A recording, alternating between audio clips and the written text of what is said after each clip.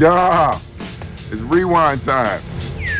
It's crazy to think that Adventure Time ended almost 2 years ago at this point, and although we have distant lands, there will be nothing quite like that original 10-season run. That left us with one of the greatest cartoons of our generation, if not of all time. One thing that made Adventure Time so incredibly special was how weird it was, unapologetically so. The show that seemed at the surface to be about a boy and his dog turned out to be so much more, as we got to know more about the world, the land of Ooo, and overall just the incredibly deep lore the show had. And Adventure Time is ultimate proof that looks can be deceiving. On the surface, this bright, colorful, happy cartoon is in actuality anything but. The land of Ooo is not a paradise, but a post-apocalyptic wasteland, and pretty much everything in this universe has some strange dark origin. It's one of the most interesting and creative worlds in fiction, period. But for a show this weird, Adventure Time certainly had its darker moments. And that's exactly what I want to talk about today. We are counting down 10 of the darkest Adventure Time moments. Now before I start, a few guidelines. Adventure Time has had plenty of dark moments throughout its run, so this clearly is not the quintessential list. These are just 10 dark moments that we thought stood out. And dark has a lot of meanings. It could be metaphorical, or scary moments, or just completely WTF moments that caught us off guard. So,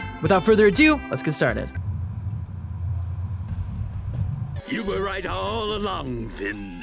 Now I'm going to cut out Princess Bubblegum's heart and make out with it. This is an early Adventure Time Season 1 staple, one of the first episodes of the show, Ricardo the Heart Guy, back in the days where Finn was still pursuing Princess Bubblegum, before she got her much-deserved happy ending with Marceline. It's crazy to think how different the show was back then, but this was definitely a precedent for how weird Adventure Time was gonna get. Ricardo was a smooth-talking gentleman who was wooing over Princess Bubblegum, much to the dismay of Finn, who was sure that he was a villain. He began scoping out the scene, only to realize that maybe he had the wrong idea and it was just jealousy, as Ricardo looked like a completely clean individual. That's when he found out the dark secret behind his existence. Ricardo is actually the living form of Ice King's heart, in an experiment gone wrong in an attempt to get Princess Bubblegum's love. The creepiest thing about this whole thing is seeing frail Ice King completely missing his heart. It's terrifying to look at. They eventually track him down and defeat him, only for him to have to crawl back inside the empty hole in Ice King's chest, which again is also really gross to watch. Everything about this makes me uncomfortable. His whole realistic face, the fact that Ice King's heart isn't shaped like a normal heart but instead a cartoon one,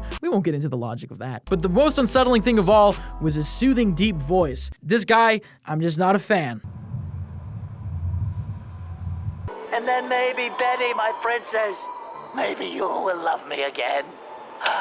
Please love me again, Betty. Now, I'm going to be talking a lot about Ice King on this list, just a warning, because he honestly encompasses a lot of what's really interesting and dark about the show, but I want to start with one of the craziest moments in all of Adventure Time, Simon Petrikoff's tapes from Holly Jolly Secrets. Now, this was huge because up until this point watching the show, this came completely out of nowhere. The Ice King, who at this point was this mythical ice wizard, had absolutely no backstory, nor a reason to have one. It wasn't really a mystery anyone was questioning, so that's why it hit like a ton of bricks when we find out through the Ice King secret tape that he was not always a crazy ice wizard, but at one point, a human named Simon Petrikoff, who actually found the crown that would later scare away the love of his life and cause him to descend into madness, along with keeping him alive throughout the events of the Great Mushroom War. It opened the Pandora's box of how complicated Ice King's character was and how complicated he was going to get from here on out, and it exposed the fact that he's a lot more complicated than just an annoying villain. There's many sides to him. Suddenly, fans had a reason to feel bad. And there's something absolutely chilling about these home videotapes that he filmed, slowly descending into madness. It was an incredibly real moment that I'm sure nobody was expecting from a Christmas special.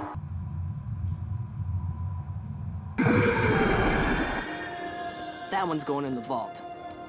And it's gone. So this is another crazy episode of Adventure Time, and you can tell from the very first scene that it's going to be pretty dark after Finn and Jake are mysteriously invited to a mysterious dinner. I mean, they literally kill off Cinnamon Bun in the first 5 minutes. When they find out they can't leave the house, Finn tries to track down who the murderer is. And okay, I'm not gonna lie, I get that the premise is kind of dark, but that's not why this episode is on this list. I'm not talking about the actual premise of the episode where Jake double-crosses Finn's plan to prank him with a fake dinner party. Instead, I'm talking about one specific moment where Finn is completely alone after everybody supposedly died, and he's running through the house, and we see the terrifying ghost girl. Now, the show would later go on to explain how this is Finn's past life Shoko, but in that moment, we had no idea who this person was, and this is a terrifying image, arguably. Especially considering that none of the other characters knew what it was, and at that point, it was just a really scary thing that happened to Finn. On top of that, there's plenty of horrifying moments in this episode. Lumpy Space Princess getting trapped in a painting's pretty dark, but not as dark as Princess Bubblegum literally melting. To me, the creepiest thing is the fact that there was just this empty mansion sitting there, completely operational and furnished. Who lived there? Where did they go? Adventure Time's a show that makes less sense the more you think about it.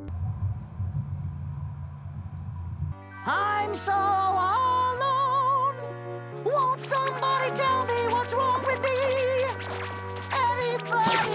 This episode is as dark as it is sad. It's not overtly scary or anything, but instead exposes the complexities of having a deep relationship with somebody with crippling mental illness. Ice King was always quirkily crazy, but it wasn't until this episode that we really saw that his insanity was something that wasn't overtly funny, but instead incredibly dark. And this was told through the story of Marceline, who up until that point, we didn't really know had that much of a past together. They were both mythical creatures that had survived through the Mushroom War hundreds of years, so it made sense that they knew each other at some point, but this episode really exposed how close they were. Simon took care of Marceline when she was very young and lost, as they were two survivors of the Great Mushroom War, but sadly Simon went insane and turned into the Ice King. Now, on paper, that's pretty dark, but this episode specifically, through the use of song and really deep conversations, moves you in an emotional way I didn't think Adventure Time could. There's been cases made that the Ice King represents mental health conditions such as bipolar disorder or especially dementia, and the tragic thing is this is a real-life problem that a lot of people face. As people get older, these health conditions become more and more of a risk, along with being one of the hardest things to watch, which is exactly what Marceline has to do. In the beginning, she reacted to Ice King with frustration, but that frustration soon turned to a sad realization that her friend is gone, by no fault of his own. Not to mention the beautiful music by Rebecca Sugar. The song Remember You is honestly iconic and still makes me tear up to this day. And this episode is proof that Adventure Time isn't afraid to go to some dark places in order to tell a beautiful story. Hey, Finn. I'm not doing so good. Oh no.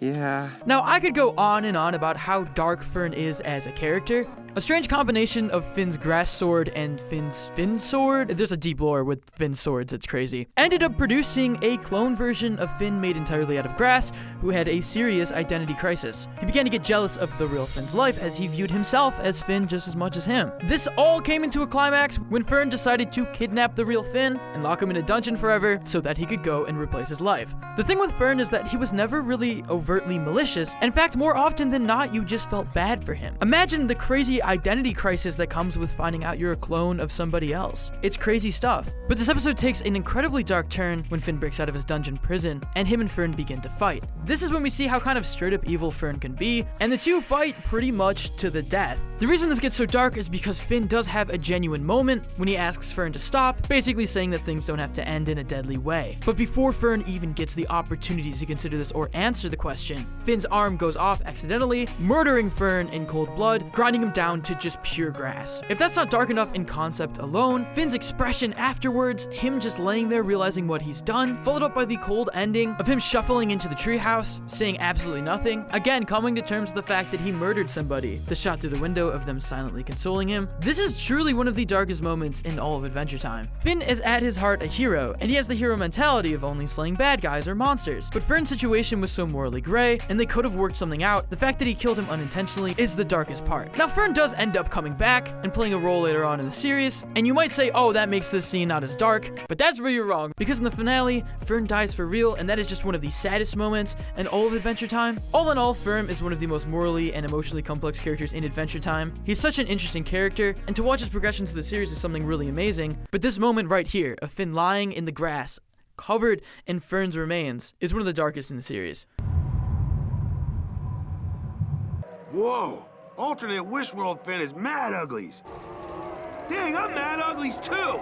Now, I'm going to go ahead and group these two episodes together because I feel like they're really part of the same package. In my opinion, these are two of the most interesting episodes in Adventure Time lore, as it showed what would have happened if there was no Great Mushroom War. This all happened because the Lich, after stealing Billy's body, tricked Finn and Jake into getting him to Prismo, the Wish Granter, and he wishes for the extinction of all life, that tricky Lich. Luckily, Finn and Jake are there, and Finn makes a rash wish without thinking, which leads him to go to his own wish reality, where Finn the human is just a human. Jake is a regular dog, he has parents, he comes from humble farm beginnings. We even see alternate versions of Ice King and Marceline. Marceline being really old at this point, not the cool vampire she was in the show, and Simon actually sacrificing himself to make sure the bomb doesn't go off. Now, this is just a really interesting what-if episode, and it gives us more insight about the Mushroom War, which is always captivating to me. But the episode gets dark when Finn tries to fight off a rival gang. With his back against the wall, and the gang bringing down his village and almost killing his family, it's Finn who puts on Ice King's crown and actually goes insane. What's even darker is that Finn actually causes the bomb to go off, starting the events of the Mushroom War. They cannot catch a break. There's no timeline where somebody doesn't go crazy from this crown and this bomb doesn't go off.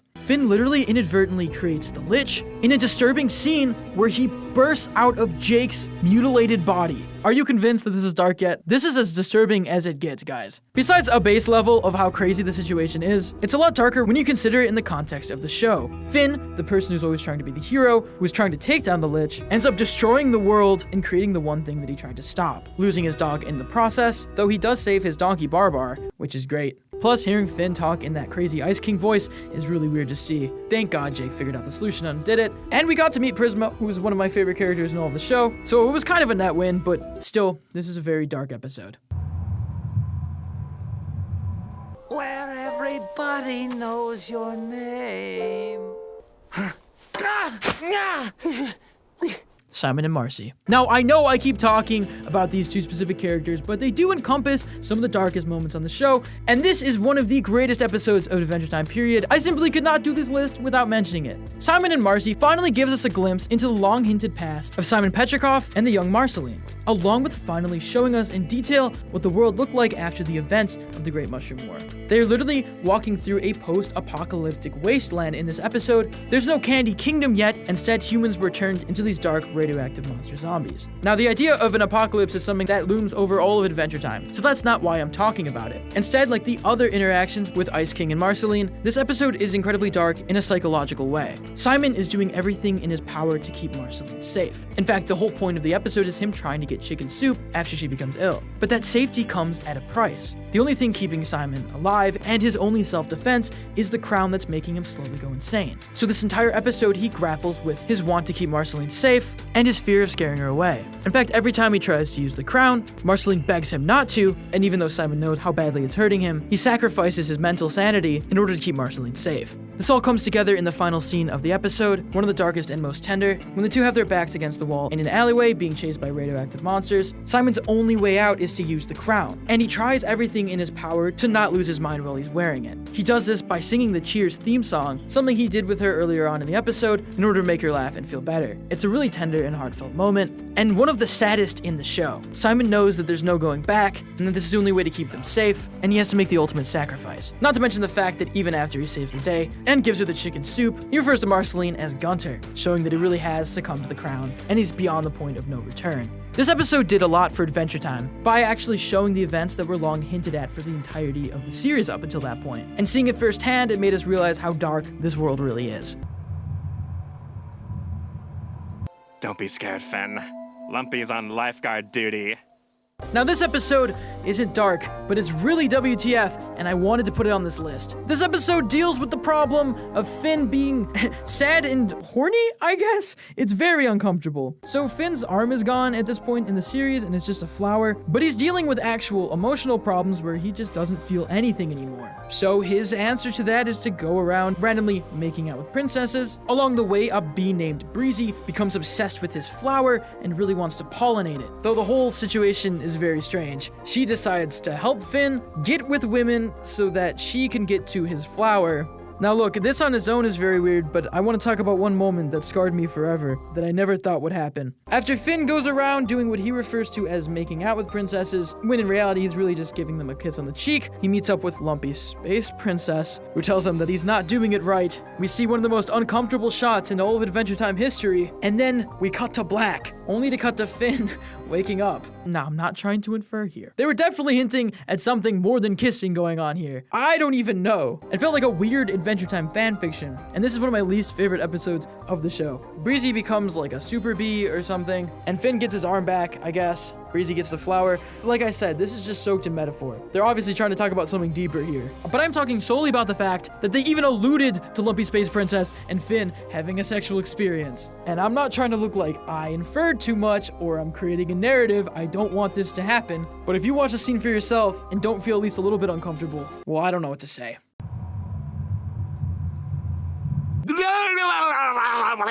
This is another segment where I want to talk about two episodes, specifically Mortal Folly and Mortal Recoil, the penultimate episodes of Season 2, basically the Season 2 finale. This episode introduced basically the main antagonist of Adventure Time, the Lich, who is one of the darkest parts of the show. The Lich stemmed from the Great Mushroom War. In fact, he came from the original bomb that exploded, and he represents death and evil and just all that good stuff. Mortal Folly, the first part, is pretty dark on its own. We get to see some post-apocalyptic wasteland, including the subway where the bomb apparently went off. Something about seeing a subway filled with human skeletons and knowing the reason why, without outright acknowledging it, is the darkest thing they could have done. But I want to talk about the episode that follows it, Mortal Recoil. After Princess Bubblegum is dropped into the Lich as well, she's not doing good. As horrifying as it was to see her melted, they were able to save her, but they soon find that she's not the normal princess they remember. Now, when they were originally making this episode, they were worried that having the main location kind of being Princess Bubblegum's bedroom would be sort of boring. So they decided to fill it with as many disturbing and psychologically horrifying things that they could. And boy, they did. Possessed by the Lich, her body snapping in horrifying ways, it's pretty scary. Not to mention the flowers on fire scene.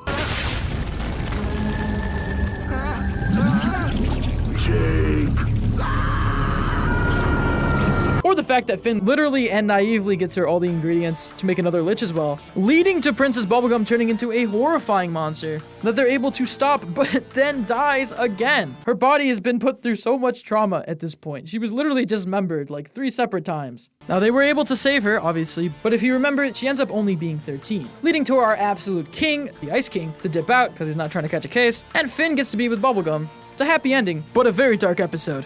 Before we go on to the final moment, I just want to take a second to talk about some honorable mentions that didn't make it on this list. Again, this list is in no particular orders, but these were moments that were dark, just not dark enough to make it into the top 10. Episodes like Goliad, where Finn and Jake are trying to teach a candy sphinx how to be a good person, only for Goliad to realize how powerful they really are and try to take over the Candy Kingdom. Something about a childlike voice coming out of this weird creature with a hanging eyeball, realizing how powerful they really are. It was a freaky moment. No, princess. This is my castle now. Also, I want to take a moment to acknowledge Cookie Princess. Cookie Princess was about an orphan from the Candy Kingdom named Baby Snaps, who takes a gas station hostage in order to try to be a princess, which is all he's ever really wanted. He has a sad backstory and at one point tries to commit suicide before ending up in a mental hospital. Definitely one of the darkest episodes of Adventure Time for sure. At least for a moment, you helped me feel like a princess. It was wonderful. Thank you, Jake. And finally, an episode that I never saw as overtly dark, but more psychologically so, All the Little People, in which Finn receives a bag of little versions of all of his friends that he begins to play around with, kind of physically shipping them. What's dark about this episode is the fact that it takes place over multiple months, and Finn's descent into madness as he realizes he's meddled with and screwed up all of his friends' lives. I'm back! I got over all that messed up stuff you did. Yeesh. You okay, man? But that being said, I wanted to give these moments a shout out before going to our final moment. Stop being crazy! Adventure Time, for as weird and dark as its deep lore goes, actually gave us its darkest episode unrelated to any plot or lore. It was just a one-off. And that's what makes it so weird. This is one of the most, if not the most infamous episodes of Adventure Time just because of how strange and dark and twisted it was. The episode begins with Finn and Jake trying to take down a simple enemy, a deer, but they end up losing the fight. Jake hits his head, and Finn's legs get snapped. Like, you literally see them break. It's terrifying. Leading to him waking up in the hospital. He's not sure what happened, and he goes out to explore, only to find that the entire Candy Kingdom is gone. Luckily, though, he finds Jake, but slowly realizes that this is not the Jake he remembered. Instead, Jake has actually gone insane, and Finn had been in a coma for 6 months. Now, if this is starting to sound like a cartoon creepypasta, that's because it basically is. And we see horrifying scenes like bugs crawling out of Jake's ear. There's something so deeply dark and twisted about Jake going crazy and Finn having to come to terms with the fact that his friend is gone. If you don't think that's weird enough, the episode kicks it into hyperdrive. Finn eventually locates the deer who caused all the trouble and tracks him down to the sewers, only for him to find out that she has kept the entire Candy Kingdom imprisoned in this weird sap thing for no apparent reason. Finally, the episode hits peak weird when the deer literally takes off its hooves and reveals that it has human hands. Ugh, I can't look at this. This makes me so uncomfortable. Finn ends up defeating the deer. Jake hits his head again, somehow reversing the insanity. It's Adventure Time logic. And the deer falls into the sewer, never to be seen again. But still, this episode leaves us with way more questions than it answers. It never explains who the deer was or what his plan was, and it completely glosses over the terrifying reality of this whole thing taking place over 6 months. What makes this episode so dark and weird is how no one acknowledges how truly dark it is. And that's why I think it deserves the #1 spot. Those deer hands, man, they keep me up at night. So there you have it, guys. Those are 10 of the darkest Adventure Time moments. Some were weirder than others, but I think we can safely say this show is an absolute trip to watch. The year is 2002. A cartoonist from San Antonio, Texas posts a webcomic online titled Bueno the Bear. He later took it down after thinking it was, quote, terrible. But this strange little bear is more than a failed early 2000s webcomic endeavor. He was the start of something greater. The start of what would turn out to be one of the most important and influential cartoons of all time. That man was Pendleton Ward, and he would go on to make the animated masterpiece Adventure Time. But that's skipping a little bit ahead, because Adventure Time is a monumental show with a monumental story. One that I feel deserves to be shared, and its impact is absolutely undeniable. This was more than a cartoon. It made waves, baby. Do people say that? The point is, Adventure Time is incredibly important. So guys, sit down and relax, because I'm Nemo, and this is how Adventure Time changed everything. Because it did, I promise. Just keep watching. So I already did that little opening bit, but basically, yeah, it started with this Bueno the Bear comic thing. I mean, there was some stuff before. Pendleton Ward liked to make flip books. He talks about that a lot, but I'm starting here because I'm the historian. You can't tell me what to do. Like pretty much everybody in animation ever, Pendleton Ward went to CalArts, where he became close with two future industry legends, Alex Hirsch and J.G. Quintel, who would go on to create two of the biggest cartoons of all time, respectively, Gravity Falls and Regular Show. I mean, I feel like I don't even have to tell you who these people are. That's how monumental they are. Imagine that posse, dude. Imagine that lunch table. Amazing. Pendleton Ward was a visionary, and in school he made the short film Barista the Bear, taking the Bueno the Bear character and putting him back in the spotlight. He looks familiar, right? Doesn't he? Doesn't he look a little familiar?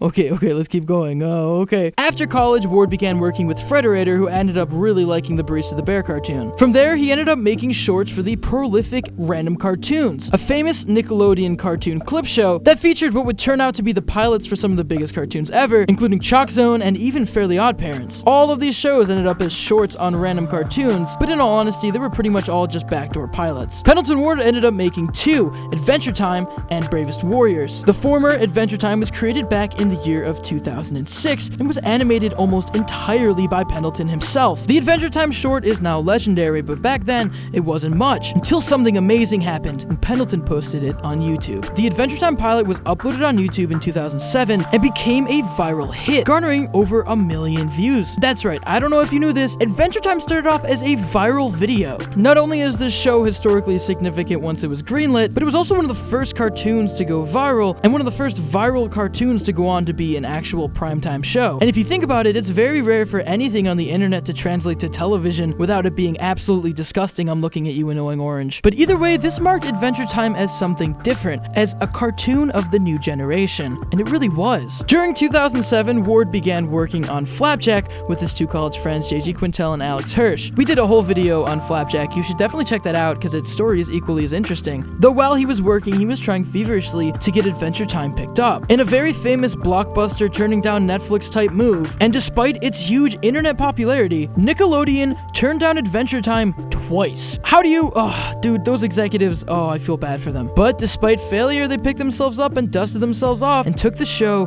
to Cartoon Network, who decided to pick it up. And it began production in 2008. There was a lot of kerfuffles during the production of Adventure Time, and executives were really often famously confused by what they were doing, often having regular pitch meetings with rooms full of executives who were just confused by the idea. But 2 years later, in 2010, Adventure Time finally premiered, and it was a goddamn hit. I was at the perfect age when Adventure Time came out, and I can verify, you couldn't go anywhere without some snot-nosed little kid being like, "What time is it?" And you'd have to say, "Adventure Time," or else you were like bullied. But regardless, that put us in the era of Adventure Time.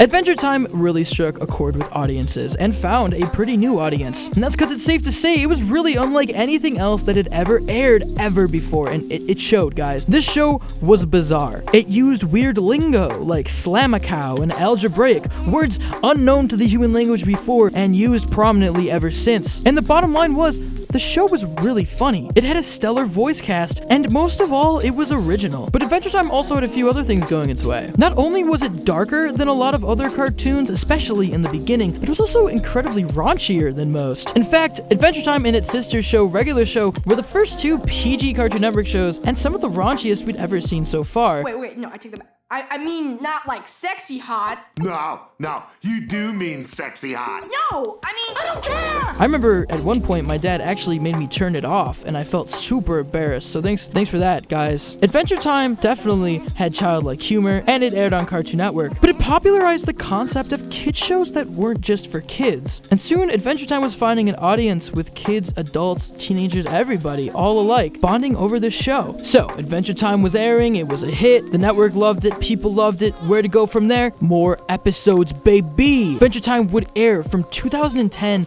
until 2018. 8 years and 10 seasons. Now that's a lot of Adventure Time. So during this incredible runtime, how did Adventure Time change everything? Well, where to start? Besides what I said before, for being a show that really had no plot, it managed to build a huge lore around it. And this growing lore created an ever-growing online following, detailed Wikipedia pages, and most of all, theories. Because this huge mystery lore and the little breadcrumbs they were leaving us created a ton of people all across the internet that were hunting for clues, trying to figure out what the Great Mushroom War was. And the crew was helping us out, leaving things in the background and on the sides. There were countless YouTube videos that just slowed down the first part of the theme song. But it makes sense that Adventure Time would have such a huge online following. It was a YouTube hit after all. This ever-complicated and ever-growing lore created some of the highlights of the series and gave us incredible episodes like Simon and Marcy and I Remember You. Adventure Time may look like a bright, happy kids show, but it did not stay in that territory for a long time. Adventure Time also normalized character development, especially for shows that didn't have like a true overarching story. Jake ended up having kids with Lady Rainicorn, and they stayed in the series for pretty much the rest of it. And one of my favorite parts of the series is that Finn grew up and then never changed his voice actor, Jeremy Shada, allowing Finn's voice to go from prepubescent and scratchy to older and deep as the series progressed. And for 8 years, it changed a lot. It really helped feel like we were growing with the characters. And it often touched on mental health, which is honestly extremely topical. It even managed to have LGBT representation with Marceline and Princess Bubblegum, who were pretty much teased as a couple from the very beginning, and luckily the show was on long enough to see it happen. Adventure Time managed to do all of this during its 10 seasons, but that's not really the bread and butter of this topic. This is just really pointing out why Adventure Time is a one-of-a-kind show. What I really want to talk about is its impact. It's kind of hard to put this into words, but I think anybody that's been watching cartoons, especially since 2010, knows what I'm talking about. Adventure Time changed the landscape of animation. The type of cartoons that were being made, the style of cartoons that were being made, the whole two bros dynamic, the noodle arms. All of this could be seen a little bit in a ton of animation that came out after the show. Adventure Time started all of this, and this is carrying through till today. I'm not going to call out any specific cartoons because I don't think it works like that. I don't think you could point to this and be like, there's Adventure Time, do you see it? It's something that you really have to take a step back and look at when you stare at the whole landscape of animation. And it definitely changed how Cartoon Network worked. A show that was turned down by multiple people turned out to uproot an entire network. It pushed Cartoon Network for more original programming and more weird, unique ideas. Not to mention that the incredibly talented Adventure Time crew would go on to make some of the most important cartoons of this generation. I'm talking, of course, about Rebecca Sugar. That's right, I'm definitely counting this. Rebecca Sugar came from Adventure Time. She wrote songs on Adventure Time, and she went on to make Steve Universe, which is huge, and I'm giving that as a point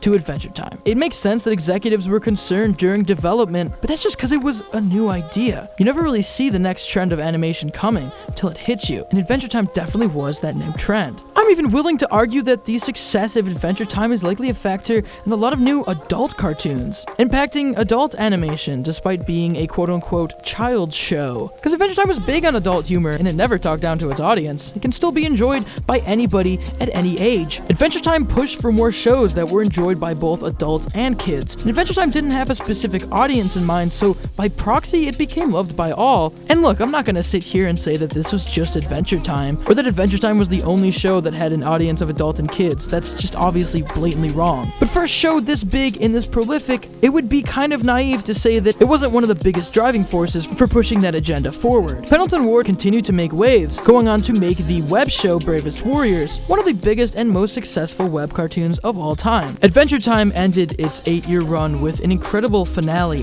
and if there's any indication on how big this show was, there was countless articles from huge news outlets talking about it. Because everybody agrees that Adventure Time is one of the most important cartoons of all time. Its impact is undeniable, and even though it ended, it'll live on in animation forever. So what's next? Adventure Time's over, okay, whatever. Let's not cry about it, babies. Well, Pendleton Ward is actually making a new cartoon for Netflix, so we're gonna see some good new Pendleton Ward weird stuff very soon. As for the rest, the rest is history. Rebecca Sugar went on to make Steven Universe. People from Steven Universe are making their own cartoons. It's the cycle of life, baby. But at the very top of it is Adventure Time, one of the greatest and most important cartoons of all time. And guys, that's how Adventure Time changed everything.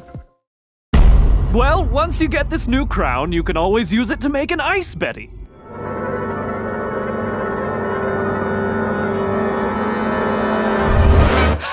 I'm just kidding. That would be unethical. Fionna and Cake's 6th episode is without a doubt the best one so far, and I have a feeling that when the season is over, this will still be the fan favorite, and it's not hard to see why. Both the Winter King and the Candy Queen are pretty captivating characters that harken back to the early days of Adventure Time without straying away from the dark undertones that later seasons were known for.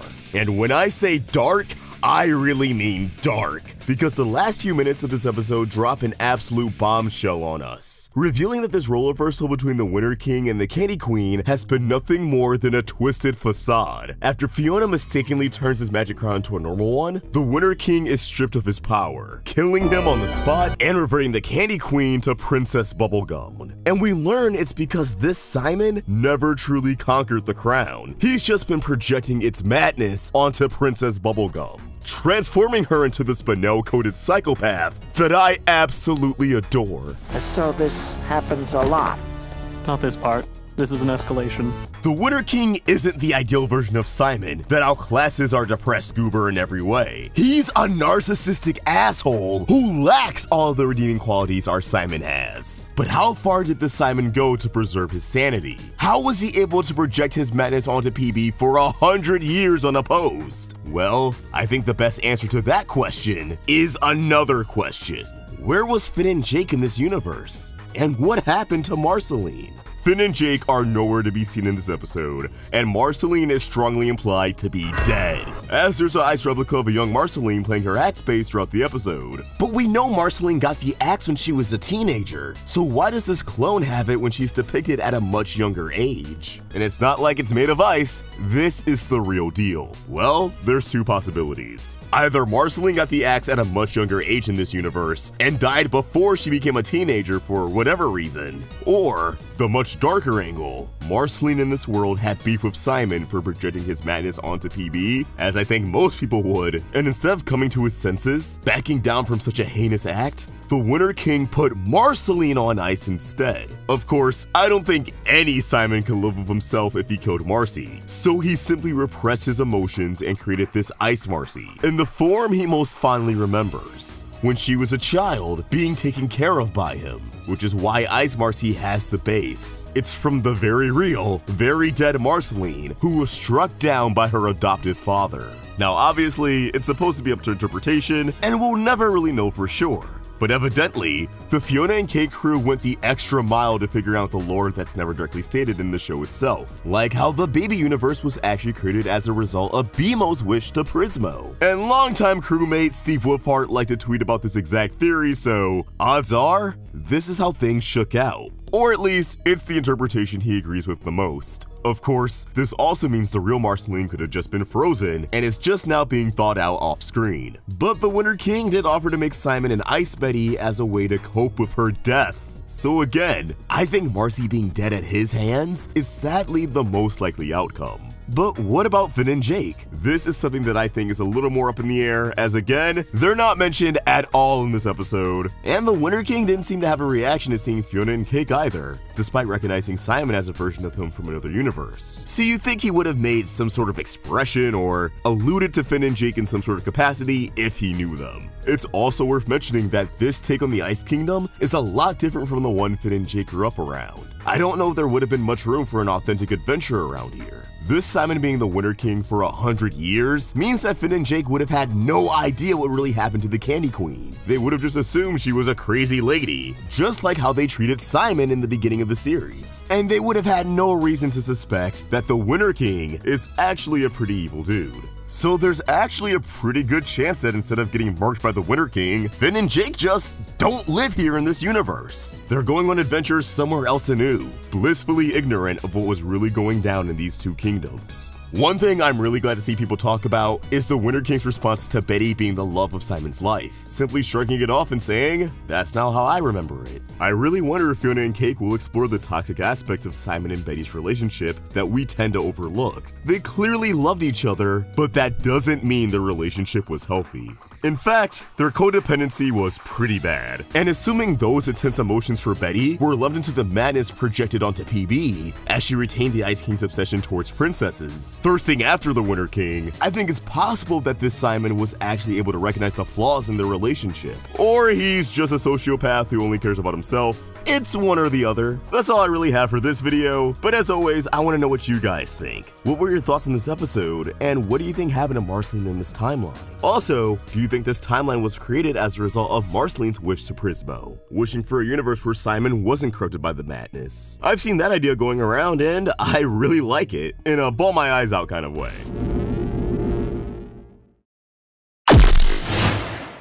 Welcome back to the Roundtable, I'm Nemo, and guys, usually when there's a news video, even I understand what the subject is about. I mean, I'm kind of reporting on it, but this time, what is going on? Guys, I'm talking about the weirdest occurrence in cartoons I don't think anybody ever saw coming: Mordecai trending in the US. Regular show ended a few years ago, nothing new has come out about it at all. We've seen nothing new from the show itself. So why is it trending? And now, in 2020, in this glorious new decade, why is Mordecai trending? Well, the answer boils down to one word: simp. From what I can tell, this is all coming from a tweet originally posted by user, oh, that's a name, user Kasayajin. I definitely butchered the name. I will not act like I didn't. Their Twitter name is just Leon, but I wanted to make sure I got their ad in there. Apologies, you are a god in my eyes. His original tweet read, "Who is more of a simp, Mordecai or Finn?" This is a pretty simple question, but a loaded one at that. These are the two biggest characters from the two biggest shows Cartoon Network's had in the last decade. They are two giant mascots for Cartoon Network and two of the most iconic cartoon characters of all time. Naturally, this sparked a pretty hot debate, and pretty soon Twitter started going crazy in ways I could never even imagine. As I record this video, the debate is still ongoing and nobody can seem to come up with a clear answer, though it's pretty divisive on both sides. This is just crazy cartoon culture and we see it all the time, but the fact that it's trending so high and for so long is kind of just like one of those weird web enigmas we only see happen every once in a blue moon. So I wanted to take the time to actually try to answer this question, especially with research on my side, but first I needed to understand what exactly a simp was. I'm not old by any means, I'm just definitely not in with the lingo, and according to Urban Dictionary, a man that puts himself in a subservient or submissive position under women in hopes of winning them over without the female bringing anything to the table. Already that sounds like both of them. This is going to be very, very hard. Now I'm gonna make my own points while also pulling on a few points that a lot of people have been making. Also saying to take this with a grain of salt, because it's probably the stupidest argument I've ever gotten involved in. On Finn's side, there's a lot pointing to him being kind of simpish. I mean, he started pining over Princess Bubblegum. That's pretty lame. If anything, early season 1 was definitely in some simp territory. I mean, he would make spit castles for her. Dude was pining.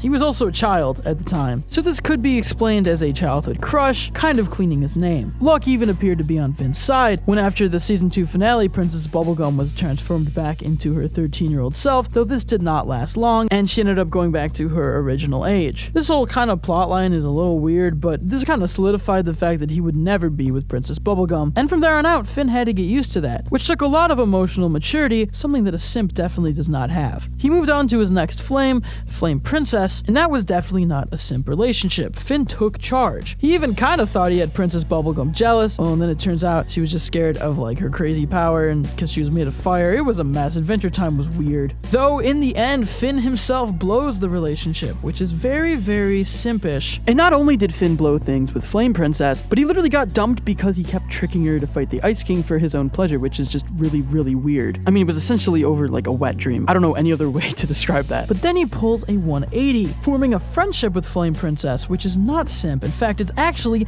very emotionally mature. So points there. He hooks up with lumpy space princess? That was weird. I don't want to remember that. He has a pillow wife at some point, which is actually pretty baller. I mean, he's just a sick husband. I'm not sure if that was real or fake. I don't think we'll ever know, but solid points to him for that. Towards the end of the series, Finn even had a fling with Huntress Wizard, but she ended up turning him down, which seems simpish at first, but the most important thing to remember is that Finn was totally cool with just being friends, showing his emotional maturity and how much he's changed over the series. Overall, Finn kinda did have that sort of knight in shining armor quality when he approached relationships earlier in the series. I mean, he was literally dealing with princesses, but towards the end, he learned to be emotionally mature and stronger than ever, and I think you gotta give him points for that. But let's check out the other contender, Mordecai. Mordecai was a total simp for Margaret, you cannot lie. He would get flustered around her, he would get all nervous, he'd be like, oh, Margaret. He even got jealous just because Rigby made her laugh. I mean, dude, he's funny, calm down. But nah, Mordecai just straight up killed him, which is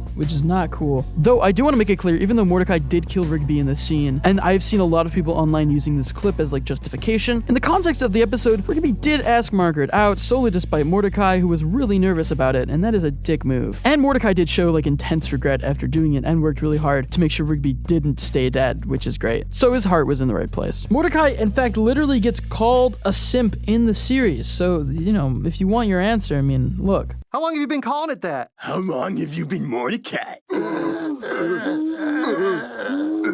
Mordecai eventually moved on from Margaret and then to CJ, which was kind of dope for a little bit, but he finds a way to royally screw that up, which is points taken away, in my opinion. He eventually almost gets with Margaret, they see their futures together like a magical hibachi restaurant, and they both agree they're not ready for that serious of a relationship, which quite honestly is pretty baller, I gotta give him points. And very emotionally mature, I might add. Though the most important thing to remember with Mordecai is even though he was simping over Margaret for most of the series, Margaret actually did like Mordecai and they dated on and off for a bit, so it wasn't a complete failure. But he still wore a diaper. It's like definitionally simp. And he has a shorter romance count than Finn, and Finn is like half his age, which is kinda lame. Not gonna lie to you, Mordecai. You work at a park, dude. You should start saving for retirement or something. So, with all of that considered, who is the bigger simp? Neither of them. Ha! Fake out ending. You're gonna hate me. They're both kings, man. Both of these characters showed emotional maturity throughout the series. Yeah, they had their low points and they had their cringy moments, but they always came out on top, and honestly, by the end of the series, they're more emotionally mature than ever, and great examples of what you can become if you are willing to work on your emotions as opposed to being petty or just chasing a princess. If anything, these two are both reformed simps. Perfect examples that you can escape from that terrifying condition and pursue normal romantic relationships. I'm gonna cry just talking about it. Now, obviously, I feel like this kind of took off because of Valentine's Day, but this whole situation really says something larger about both shows. Both Adventure Time and regular show faced a lot of flack and actually lost a lot of their fan bases individually when they began heavily pursuing these romance plot lines. At the very least, it was what a lot of fans pointed to when they were talking about when they stopped watching the show. And it is kind of interesting that both Adventure Time and regular show, two extremely weird and surreal comedies, decided to take this weird relationship-focused, emotional, romantic path. Ultimately, I think the shows shot themselves in the foot a little bit, and although they both bounced back and had incredible finales, and I remember it as great, this is a good example that you can't always inject a romance subplot into your show without risk of losing the original magic that you had. It doesn't make anything worse, just changes the show, and if you focus on it too much, things can go bad a little bit. Sort of like if you become a simp.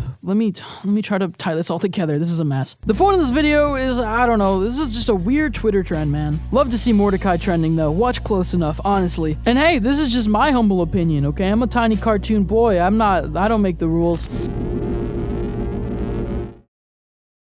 The Adventure Time movie is MIA, Fionna and Cake is canceled, and now we have 2 new spin-offs? What is going on here? There is a lot happening with Adventure Time right now. Like, a lot. So I just wanted to talk about the state of the franchise, all the projects they have in the works, and the projects that seem to be dead in the water. Starting with the spin-off that might already be out by the time you're watching this, Side Quest, a show that exposes what the overall plan is for the Adventure Time franchise moving forward. You see, Side Quest is a bit of a throwback, while also being something entirely new. As the name implies, it is designed to be a completely episodic version of Adventure Time that harkens back to the spirit of the first 2 seasons, when it was primarily a comedy, not too focused on the lore or existentialism of it all. The dramatic character moments in development that we've come to adore, something that has undeniably become a part of Adventure Time's DNA, seems to be intentionally absent from here. And honestly, I'm not mad at it. While I have seen a lot of fans take one look at this and go, who even liked Adventure Time for the first 2 seasons, as someone who was there from day one, let me tell you, I did! And so did millions of other kids, teens, and stoners!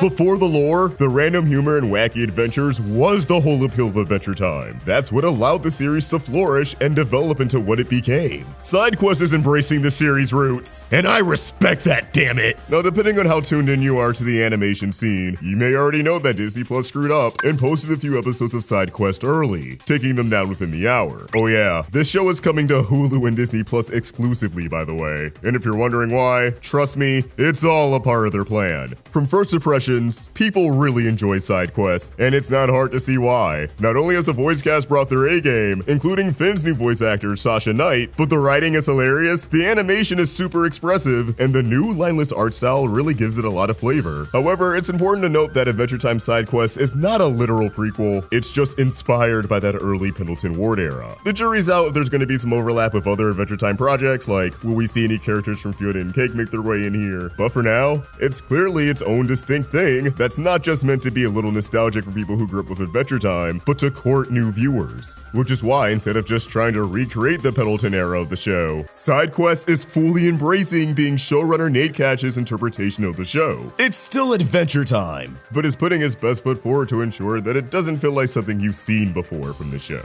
These are new stories that aren't anchored to the events of the original series, because again, they just want an episodic show to bring in new, younger viewers. Which brings me to their plan. Not only do they want to keep Adventure Time going for the long haul, but it's clear that they want a show for every demographic. Really little kids, then the kids and tweens, and then the teenagers and adults. Let's just say young adults. SideQuest is for the kids and tweens, while the babies who don't know their alphabet get Heyo Bimo. Yeah, this one is still alive. The show is all about Bimo in a new neighborhood of new friends, approaching every challenge of his unique brand of enthusiasm and curiosity, all in an effort to fill out his database. Now, we have not heard a peep from the show in quite some time, and I would have assumed it was canceled since Cartoon Network seemed to have turned their backs on preschool programming, canceling Jessica's Big Little World and ditching Cartoonito finally. I don't even know why they bothered doing this, but it seems like they're not gonna wave the white flag quite yet, as Cartoon Network actually brought back Cartoonito after shutting it down, but now it only runs for like a half hour, which I feel like they only would have done if they still had plans to air Hey Bimo on television, like how regular Show the Lost Tapes and Yanu gets cable premieres. The reason why we haven't seen anything from it is probably just because it is a preschool show. They're not gonna want to show that off at Annecy or Comic-Con in a room full of adults. That's just not happening. Odds are, if Heyo Bimo is alive, we probably won't know about it until they're ready to air it on TV. I'm talking like a 2 weeks heads up at most. Promos are gonna roll out on Cartoon Network one day, and that'll be that. I feel like if you're a really hardcore Adventure Time fan and Bimo is one of your faves, you might want to check this out, but otherwise, because it's a preschool show, I hope that it'll reach its target audience, but I don't really think it's gonna make that much of an impact on the fandom.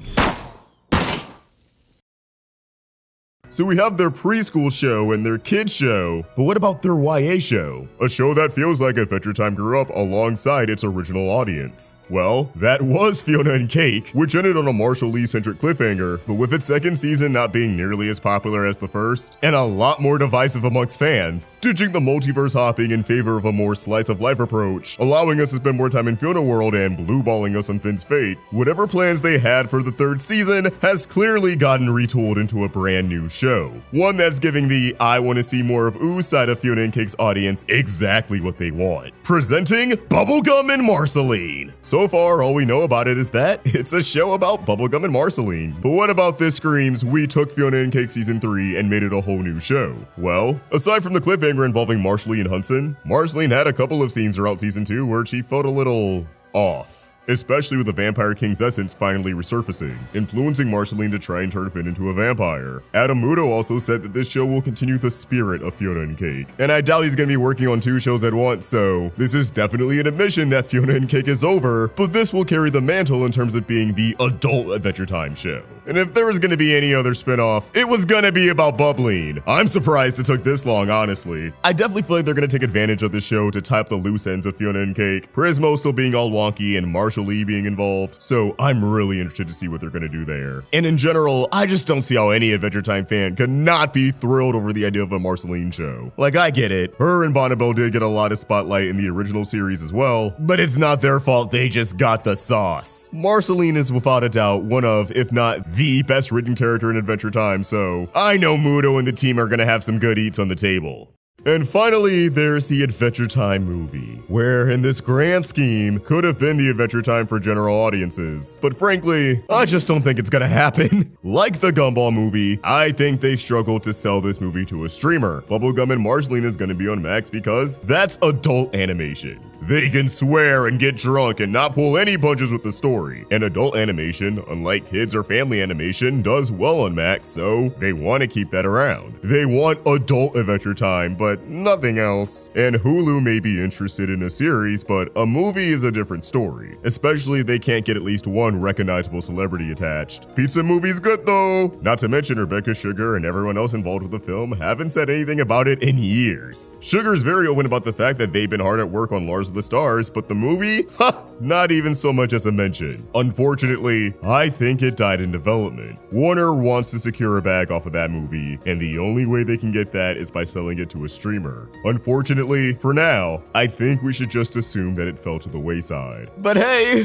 at least we still have the BMO preschool show. Although, with Warner trying to make a new theatrical Powerpuff Girls movie, it's entirely possible they might get the itch to bring Adventure Time to the big screen, but if they do, enough time would pass between this being a hypothetical and reality that they would naturally start the film over from scratch. That this version of the movie would be lost to time. Just like how if the Gumball movie ever comes to fruition, it's gonna be different from what it would have been back in 2021 because things have changed. The show came back and they had to avert that original plan. So yes, this is the state of Adventure Time, and honestly, I welcome it. I even welcome Fionna and Cake already being over, even if I was sweeter on season 2 than most people. I think what Western animation can really benefit from is shorter series that get to be more plot focused and doesn't try to drag itself out for 5 seasons. Now yes, more original ideas would rule. I don't think anyone's gonna disagree with that, but if these animation studios are firmly set in abusing their popular IP, I don't mind having a bajillion different Adventure Time shows like there are Gundams or Fates or Sword Art Online. I did not watch most of what I just named, so please don't ask me about them. This is a universe ripe for having multiple limited series, and I'm honestly curious to see what they would come up with next. So, what do you guys want to see from the future of Adventure Time? Let us know in the comments down below, and keep the conversation going over on Twitter and Instagram at AllTrekFox and at RoundtableVids. Now that it's over, it feels like Fionna and Cake Season 2 was made with a bigger picture in mind. Season 1 was incredible, but it was so focused on Simon and the multiverse that we didn't really get to dig into Fionna World or Fionna herself as a character. So I get the desire to create a season that prioritizes fleshing all that out and bringing in Huntress Wizard to not only develop her as a character, but to also keep us connected to Ooh and not abandon what's become a pretty big draw to the show. I respect it. I respect Season 2. These last 2 episodes have some of my favorite moments out of the entire Adventure Time franchise. That said, my biggest takeaway from this finale is that Season 3 is going to be insane. So in this video, I really want to unpack the ending to Fionna and Cake Season 2, with Huntress seemingly merging numerous worlds together, the grand unveiling of what the rest of Fionna World actually looks like, and talk about why Hunton Abadir is paying Marshall Lee a visit, and also throw my 2 cents in on if this episode retcon together again. Let's get started. With the Kingdom of Ooh exhausting all their options to save Finn, Bubblegum turns to Minerva for help so that they can upload Finn's consciousness into a robot, using a techno coffin to get the job done. Huntress, unable to return to Ooh through the dimensional tree, turns to the various seeds of herself that were planted across the multiverse, spawning all sorts of wicked cool forms. I know Farm World Finn's kids recognize Huntress as their mom, and they don't question that she's a plant, but this doesn't mean that she was actually a living plant in the world like an Ooh. There's just an obvious striking resemblance, especially with the hair and eye color. And not to get morbid, but they could assume any weird pigmentation could be the result of dying and coming back to life, or that she just needed a shower. But really, I think they were too taken aback to really process what was happening in the moment. It's nice to have confirmation she is their mom in this world though. Unfortunately for Huntress, none of the seeds landed anew, although I do believe one seed has gone unaccounted for, which feels like the show literally planting a seed for later in the story, that eventually Fionna and Cake will be back out in the multiverse and end up in a situation where Huntress can swoop in and join them on another adventure. Huntress and Witch Wizard connect to the undergrowth and locate the final remnant of the heart, Finn's wound, which is why it was said to both be killing him and keeping him alive, allowing Huntress to sprout right out of his back before he's crushed to death, and heal our boy by drawing from the life force of her other vessels across the multiverse. This whole sequence gives us a glimpse at familiar worlds like Vampire World, which seems to still be crawling with vampires, implying that battle with Marcy didn't work out for Bonnie, and we also get to see some new worlds that I'm sure we'll explore down the road. Though these more alien worlds, like the water world that features an evergreen-esque giant, don't seem like wish-altered realities, but universes that always existed, just as Prismo talked about in season 1. So it'd be nice to finally get a proper look at them. Also, can I just say, I adore Huntress's new design. The brighter color palettes, the blooming flowers, it's a pretty direct representation of her growth throughout the season. She's finally opening herself back up to the world and blossoming as a result. Now, when Huntress saves Finn with her vessels, there's imagery of the universes combining into one, and because it happens so quickly, it might give the impression that they've all merged together, Star Versus style. And while that's not the immediate case, I feel like they definitely would have put more emphasis on it if it was. With the revelation that the multiverse is connected through its mycorrhizal network, I'm inclined to think about these worlds as trees, and it's possible that Huntress may have just caused multiversal inosculation, that these worlds will start to combine and spill over into one another as they gradually become one, which definitely wouldn't be good, and something that, going off Prismo's words, would be a weird gray area for him to deal with. But I imagine they'd have to do something, as all the worlds combining would probably lead to a catastrophic event that wipes all of them out. But hey, worlds fusing means our Finn and Farm World Finn could reunite in person. I definitely think this could be a plotline in seasons 3 or even 4. I feel so bad for Farm World Finn's family, especially this kid. Seeing his mom respawn and wither away right before his very eyes and dragging his siblings in to see it might be one of the darkest gags in Adventure Time. It just kept getting worse for this dude. Fionna faces the music and breaks things off with Felix, acknowledging that she's been pursuing him for the wrong reasons. She felt owed a happily ever after, and that included winning back the guy who ditched her, despite the fact that Felix's issues have to deal with him and his flaws. For as much as we spend on the love triangle this season, it definitely feels like there's something still missing with Flame, but let's put a pin in that. The last thing he says to Fionna is that her cloak looks like a samurai, which is interesting because, again, she's been chasing after a fantasy, aspiring to be some sort of badass hero instead of just being herself. I think Felix's line here goes to show how they're both chasing after a fantasy, that he knows he should be alone, but he's drawn to whoever can fulfill the role of manic pixie dream girl, someone who can fix him so that he doesn't have to work on himself. Finn's soul has yet to return to his body. Thankfully, Fionna is able to connect with Finn just by thinking about him. I think traversing into the two Finn's minds during the Cosmic Owl hunt has kept them linked for the long haul, which is another thing that could come back into play down the road. I'd love to see more Fionna and Finn interactions through their Finnlepathy. Fionna works her way down to Finn's heart, finding him hiding in a chest with the show's premiere date engraved on it, and we get a heartbreaking moment where Finn confesses that he believes no one will love him like Jake did. Fionna relays everything she's learned from Huntress, albeit indirectly, informing him he does have someone who loves him like Jake did. So many people love Finn. Kingdoms will fall into disarray if he kicked the bucket now. Yet he was so clouded by grief and in his own insecurities that he couldn't see how much love still surrounds him. Hopefully,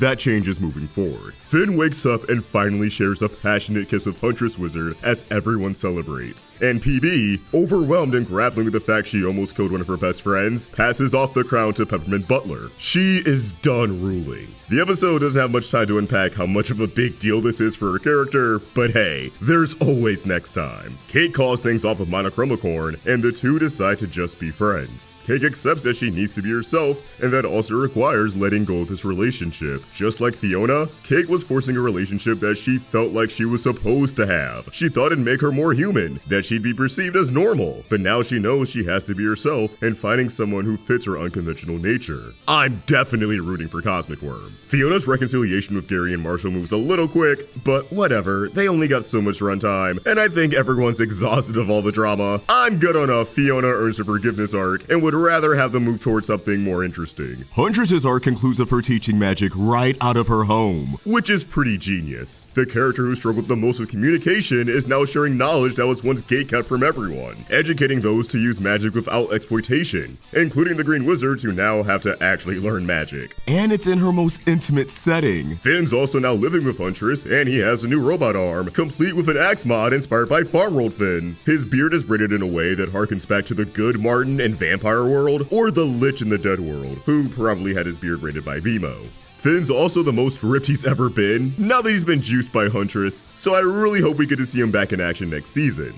Now, did this ending retcon together again? Finn's walking away with a different robot arm from when he kicked the bucket, and despite the special implications, it doesn't seem like he'll be dying alone. If his relationship with Huntress looks anything like what they had on Farm World, he's going to have a family of his own by the time he croaks. I'm gonna say that no, this episode didn't retcon together again. It just contextualized it a bit more. For starters, Finn can always go back to his old arm. It can be as simple as his new arm breaking in a fight, or no longer fitting as he gets older and starts to lose muscle mass. Beyond that, Together Again never really specified that Finn died alone, or denied that he lived a fulfilling life after Jake's death. Finn acknowledged he had plenty of fun after Jake left. It's just that he was so hung up on Jake's death that he struggled to fully appreciate what he had in front of him. And I think even with the developments of this season, that still makes perfect sense. Finn never got to tell Jake, his best friend, brother, and father figure, about his committed relationship with Huntress, or any of the crazy adventures he embarked on after his passing. He never got to introduce Jake to his children. Every moment had him thinking, man, I wish Jake was still here to see this. He saw everything through the lens of, what would Jake think about this instead of being present? That's why he was so stoked at finally being dead. He gets to reunite with Jake and share with him all these precious memories that Jake missed out on. It seems like Astrid will be Spirit Dream Warrior's next apprentice, as he observes Huntress from afar and recognizes that his student has become the master. I wouldn't be surprised if this actually set up another spin-off starring Astrid and Spirit Dream Warrior. That'd be a fun dynamic. We have a time skip on Fiona World that reveals the Sweet Spot has been resurrected as a thriving community center that combines everyone's passions into a place where they can share their skills with the rest of Midtown. It's definitely encouraging the viewer to get out there and engage with their own community. Cake is a model for figure drawing. Flame is teaching kids how to DJ. Despite everything that happened, Fiona, Fennel, and Hunter are at least on speaking terms with Felix, and they're all able to work together without any issue. Which brings me back to how it feels like something is missing with Felix's character. That he has some redeeming qualities that everyone sees, save for the audience themselves. It makes it a little jarring to see everyone so buddy-buddy, even if a significant amount of time has passed. If we just got to see him actually articulate his feelings, get a look at how his brain works, and moments where we can see why Fiona and Fennel actually like him without the drama, this would feel significantly less weird. Fiona, Fennel, and Hunter discover the world that's awaiting them beyond the city, revealing that Fiona World did in fact become an entire planet after being canonized. Midtown appears to be the only modern city in the world, at least for now. But that doesn't mean it's all barren. If anything, I wouldn't be surprised if everything outside of Midtown was a more grounded version of Boo, maybe matching up different time periods and cultures. Kinda like Primal, the Ice Kingdom might have Vikings, and maybe the Fire Kingdom might be like feudal Japan. There could be anything out there. No strong magic presence doesn't mean that this planet still can't be wicked cool in its own right. They also don't have to commit to this exact shot of the planet. It could be a lot more populated than it seems, but they only drew Midtown to drive the point home that Fiona needs to get out there and explore everything the world has to offer. It appears there's a catalyst comet near the planet, and it makes sense that the canonized Fiona World would eventually get hit by one, as Scarab said they inherit everything that comes with the multiverse. Yet we didn't get to see any of that in this season. I could see this comet bringing about catastrophe as it has in the past, which would be good stakes for a final season. Let's talk about this though. With the whole love square they had going on throughout the season, I wouldn't fault anyone for reading into what Fiona, Fennel, and Hunter's dynamic could be in this scene. Obviously all we can say for sure is that they're friends, but you know, if any cartoon stood their ground and committed to a throuple, it'd be Adventure Time. Finally, there's a post-credit scene that seems to take place prior to the time skip, showing Marshall playing in the streets when he's approached by none other than Hudson Abadir. Why is he here? Is this the Hudson we're familiar with, or a different Hudson altogether? Well, Hudson is one of those beings who predates everything, including the multiverse, so presumably the Nightosphere does as well. And I think it's likely that those counterparts of Marcy that exist out there in the multiverse are because of wish-altered realities, meaning she wouldn't exist otherwise. So I do think this is our guy.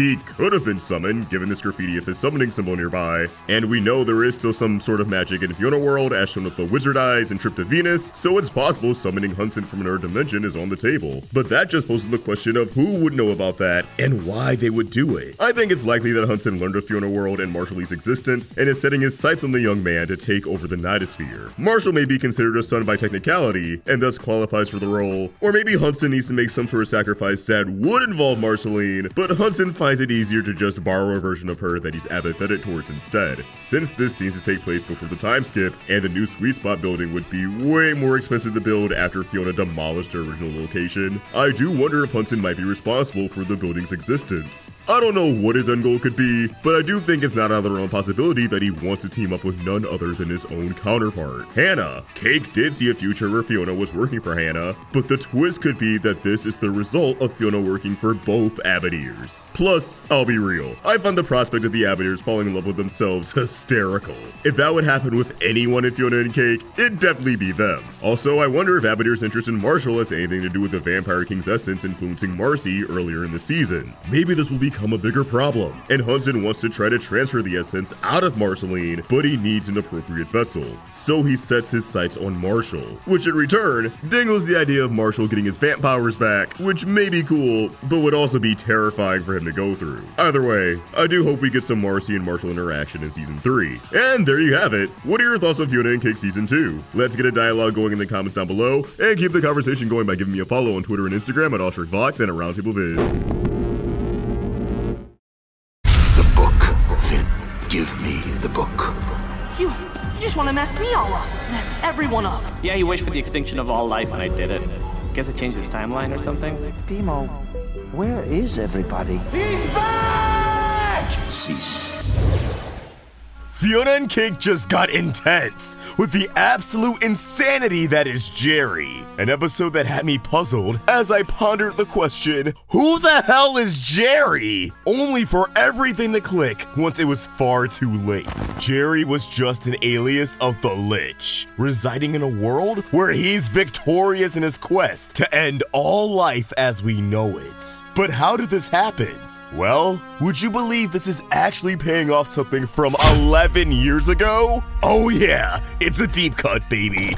The Lich has been sprinkled all throughout Fionna and Cake. He can be found hiding behind bubblegum in the nightmarish black and white reality Wyatt got sent to, and he makes an appearance in the baby reality created by a Bimo wish. We knew he was coming, we just didn't know when. And then episode 8 happened, where we entered his wish-altered reality. That's right, all of the worlds Fionna, Cake, and Simon have gone to have been implied to be wish-altered realities, and this is no exception. In fact, it brings this whole journey full circle. We started this journey with Farm World, which we know is a reality created by Finn's wish for the Lich to never exist. Then we went to the Winter Wonderland world, where we met the Winter King and the Candy Queen, a world that was likely created by Marceline, going to Prismo and wishing for a world where Simon overcame the Crown's madness, though we see how that turned out. After a pit stop to Bimo's Babyverse, the trio ended up in a post-apocalyptic world conquered by vampires, where Marceline was raised by the Vampire King instead of Hudson and later Simon. Dubbed as the Star, Marceline in this world truly embraces the title of Vampire Queen. Though I guess she's technically the Vampire Princess, since Marceline is a huge focus in this world, showing Simon how she would have turned out if they never met. I've seen speculation that this world is Bubblegum's doing, and I completely agree. PB going to Prismo and wishing for Marceline to have a better relationship with her father. The jig is, for that to happen, Marceline has to have a different father altogether. He's not just a bad guy, he's also a family guy. There it is! There it is! This is the comedy police. The joke's too funny. I'm not going back to jail! And that brings us to this final world. A world where all organic life perished. All organic life? Not robots like Bimo, though. Now, we know this is a wish-altered reality because of a single hint that they give us during the Ice King's tapes. The final moments of this recording show Simon bawling his eyes out and instantly becoming a skeleton. Yikes. It's as if everything in this world suddenly changed. And that's because it did. Let's flash back to Season 4, Episode 26, The Lich. which saw the last Scholar of Gold manipulate Finn and Jake into helping him break into the multiverse. Finn and Jake find the Lich in Prismo's time room next episode, but they're already too late. He made his wish for the extinction of all life, mysteriously fading away.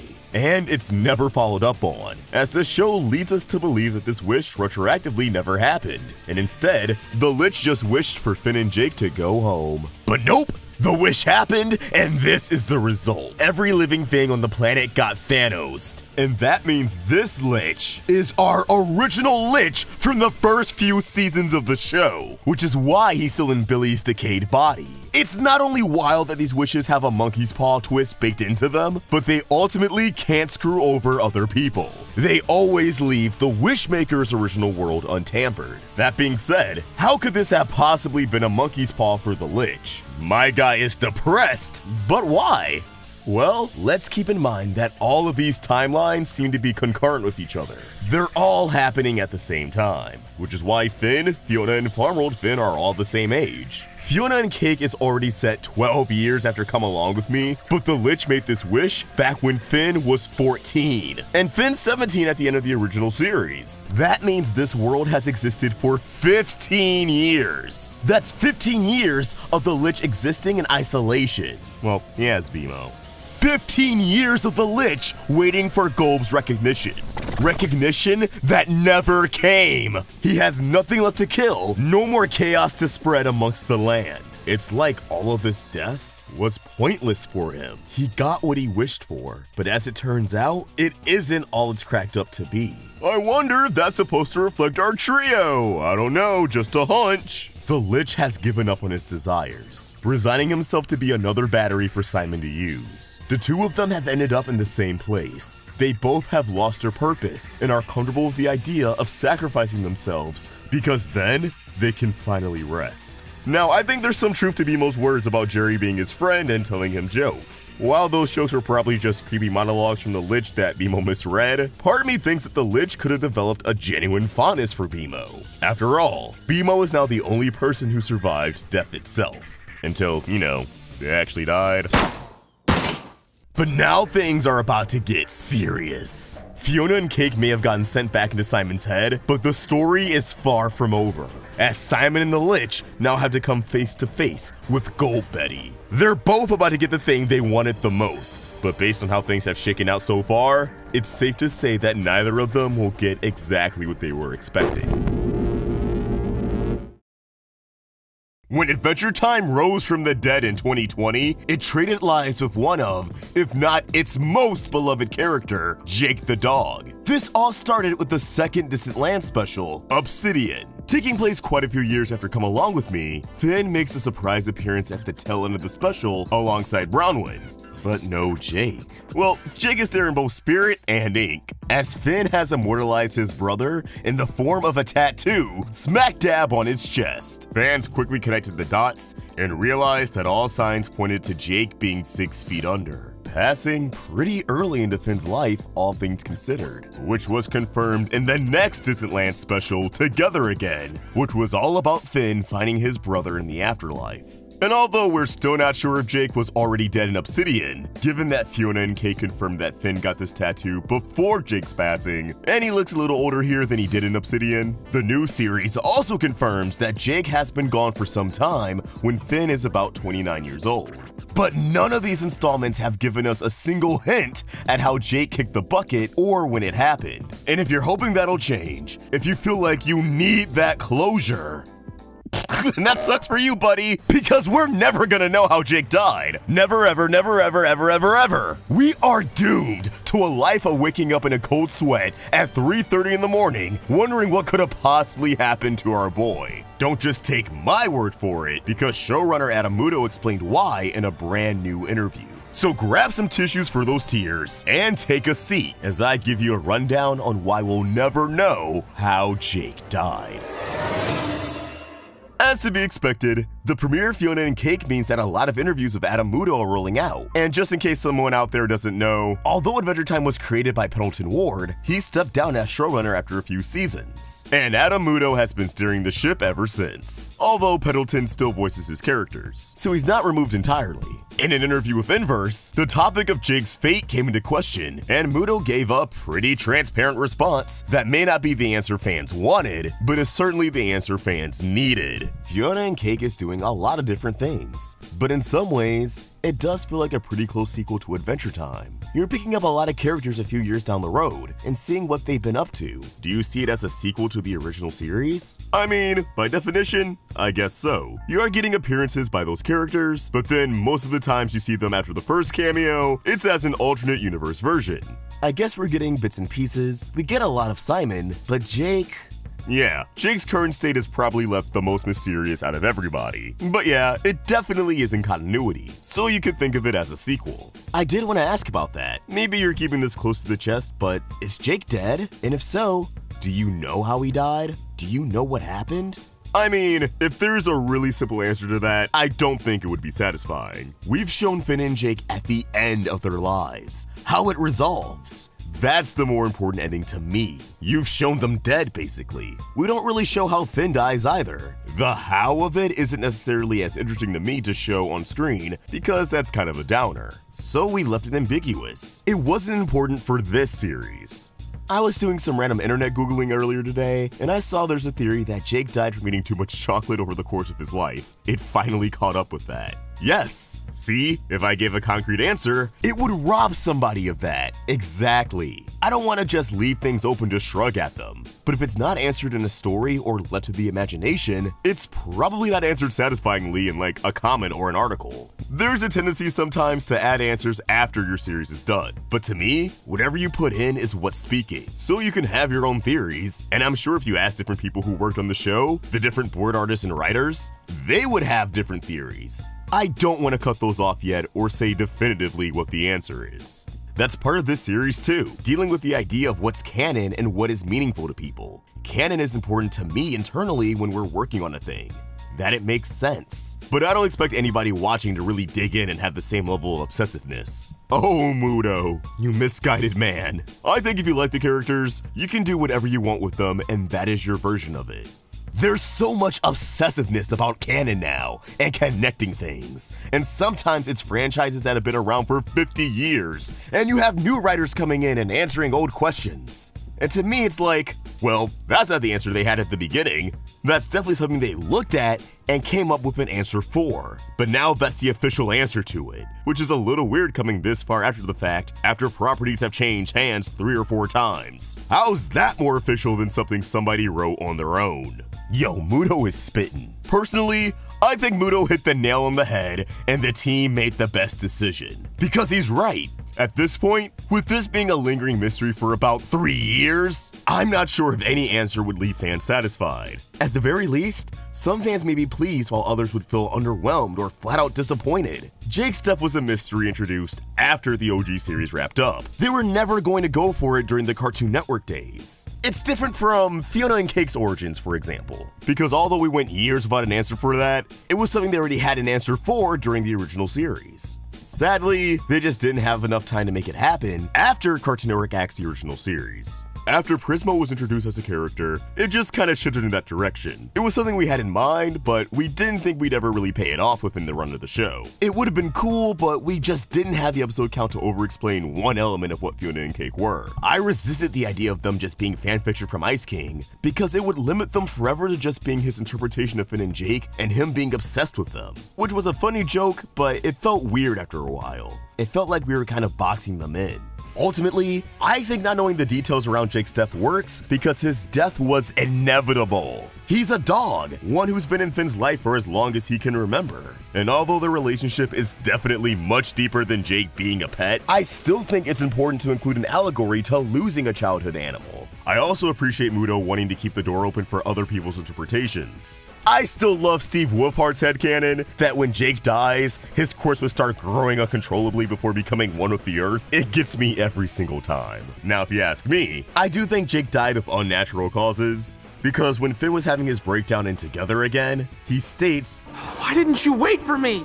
The whole opening sequence and his reaction to Jake's grave leads me to believe that this was a sudden tragedy that took a toll on Finn for quite some time, trying to bury those feelings deep into his subconscious. At the end of the day, we know where Finn and Jake end up, and that's what matters. Jake was chilling in the 50th Dead world for literal decades, living his best life, being as unbothered as it could possibly get until he got the chance to reunite with his brother, kick the Lich's ass with him, and reincarnate together. As far as I'm concerned, Finn and Jake got the best ending possible. I thought this was worth sharing in a video since interviews tend to go under the radar, and Jake's death has been a hot topic for quite some time, and will continue to be until we all get to join him in the Dead worlds. Well, I mean, I guess he's not there anymore, but I'm sure his reincarnation will be back there one day. With all this said, what are your thoughts? Let me know in the comments down below. And keep the conversation going by following me on Twitter and Instagram at AwestruckVox. Check out 200 for some dope cartoon merch, and if you enjoyed this video, please throw it a like and subscribe to the Roundtable for more great cartoon content. Thanks for watching. Animation forever, support the strikes, and I'll see you next time. Peace. Adventure Time's new series, Fionna and Cake, is finally here. Over the next 5 weeks, you're in store for some of the craziest episodes you've ever seen from the Adventure Time franchise. And we'll be breaking down all 10 episodes every step of the way. To me, this series feels like Adventure Time reaching its final form, still embracing the surrealness, but using that surrealness to lean more into the existential themes than ever before. And with a clear, serialized narrative, you're going to get answers to a lot of big questions a lot sooner than you would have with the original series. I'm glad this franchise is able to level up with a full-fledged adult series, TV-14 rating and everything. And yes, I never thought I had to say it, but TV-14 is a rating that's applied to young adult media. That does not mean 14-year-olds are adults. It really just means that most media aimed at adults isn't out of pocket enough to have a TVMA rating. TV-14 is just TV's answer to the PG-13 rating, or video games being rated T. It's appropriate if you're a teen, not just a kid. That's a suggestion. They have to put that on there. And it's classified as adult animation. And aside from a few exceptions, like when they did A Month with Miyazaki, you're basically never going to see a TV-14 program running on Cartoon Network, as opposed to Adult Swim or Max. There's been some weird Twitter discourse over Fionna and Cake's status as an adult animated series. Go follow me at AwestruckVox. But now that these first 2 episodes are out, with instances of blood, swearing, and alcohol consumption sprinkled throughout, I don't think you can argue against that status anymore. Especially since the core message of the story is aimed at 20 to 30 somethings who grew up with the series. People who have a decent amount of life experience under their belt. Alright, with that little tangent out of the way, I think the best place to start our coverage of Fionna and Cake on the Roundtable is the incredible theme song. I am in love with this thing. I seriously cannot stop watching it. Clocking in at 30 seconds, I love how it starts as something familiar to the audience before becoming the complete opposite of the original Adventure Time theme song. You want to dissect both. But whereas the OG is pretty straightforward and literally tells you what you're in store for, this one is cryptic and creates an air of mystery around it throughout, which fits this show perfectly. So what hidden details and hints at the overarching story can be found here? Let's unpack this intro frame by frame and see what we can piece together. And before we dive in, please subscribe to the Roundtable with notifications on if you end up enjoying this video. It not only helps out the channel, but keeps you in the loop with all of our Fionna and Cake content. Thanks, I appreciate it. This theme song starts like your typical Adventure Time opening, as the camera zooms through a forest in the land of Ooh, and goes up into the human city, which is the end result of humans returning to the land of Ooh at the end of Come Along With Me. The floating city, alongside its architecture and fashion, reminds me a lot of The Drift from the Distant Land special BMO. The future for one civilization harkens back to the past for another. It's cool how Fionna and Cake is slowly tying in each of the Distant Land specials in different ways. At least if this and Dark Two's Goose is any indication. This quick tour of the city takes us to the home of Simon Petrikov, or should I say faux home, as Simon's new digs and occupation is acting as a living exhibit of a 20th century man, showing these new humans how they used to live. It's sad, not only because Simon is kinda living like a zoo animal, but it's clear this is his last resort for some sense of normalcy, now that he's just a regular guy in a magic world. He feels as if this is the closest thing he has to fitting in.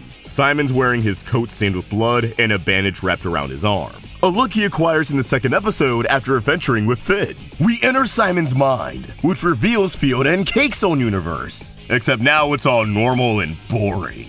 The first 2 episodes make it clear that Simon is linked to Fionna and Cake's world. There's a mysterious statue of Betty. Fiona's TV only plays Cheers regardless of the channel. Later we see Simon has Cheers on in his home, and Cake pops right out of Simon's head after jumping through a portal in an ice cream cart. And she seemed to be seeing portals in anything made of ice. But what does this all mean? Why is Simon linked to Fionna and Cake's world? I guess you just gotta keep watching to find out. The camera zips through the window of Fiona's apartment, but instead of the messy home of a 30-year-old woman, we're greeted with a black void that quickly reveals Simon's glasses through a first-person perspective, cementing that his own perspective is pivotal to this story. And in front of his glasses is a figure of Golb attached to a wired clip.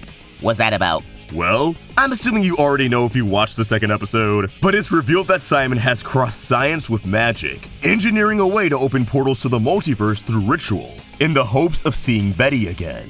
This also fries Shoe Scoots in the process. He's seen better days. But of course, things don't work out for Simon the way he'd hope. Moving along, this is where the theme song deviates from the Adventure Time formula. Instead of a sign of unity like with the fist pump, the gold figure breaks into 2 pieces. In universe, this is likely a sign that Fionna and Cake have crossed over into Finn and Jake's world. But from a meta standpoint, I interpret this as the show literally breaking off into its own thing, setting the stage for its multiverse premise. The now corrupted theme song cycles through 3 different Finns, as if it was someone flipping through TV channels. Why does that sound kind of familiar?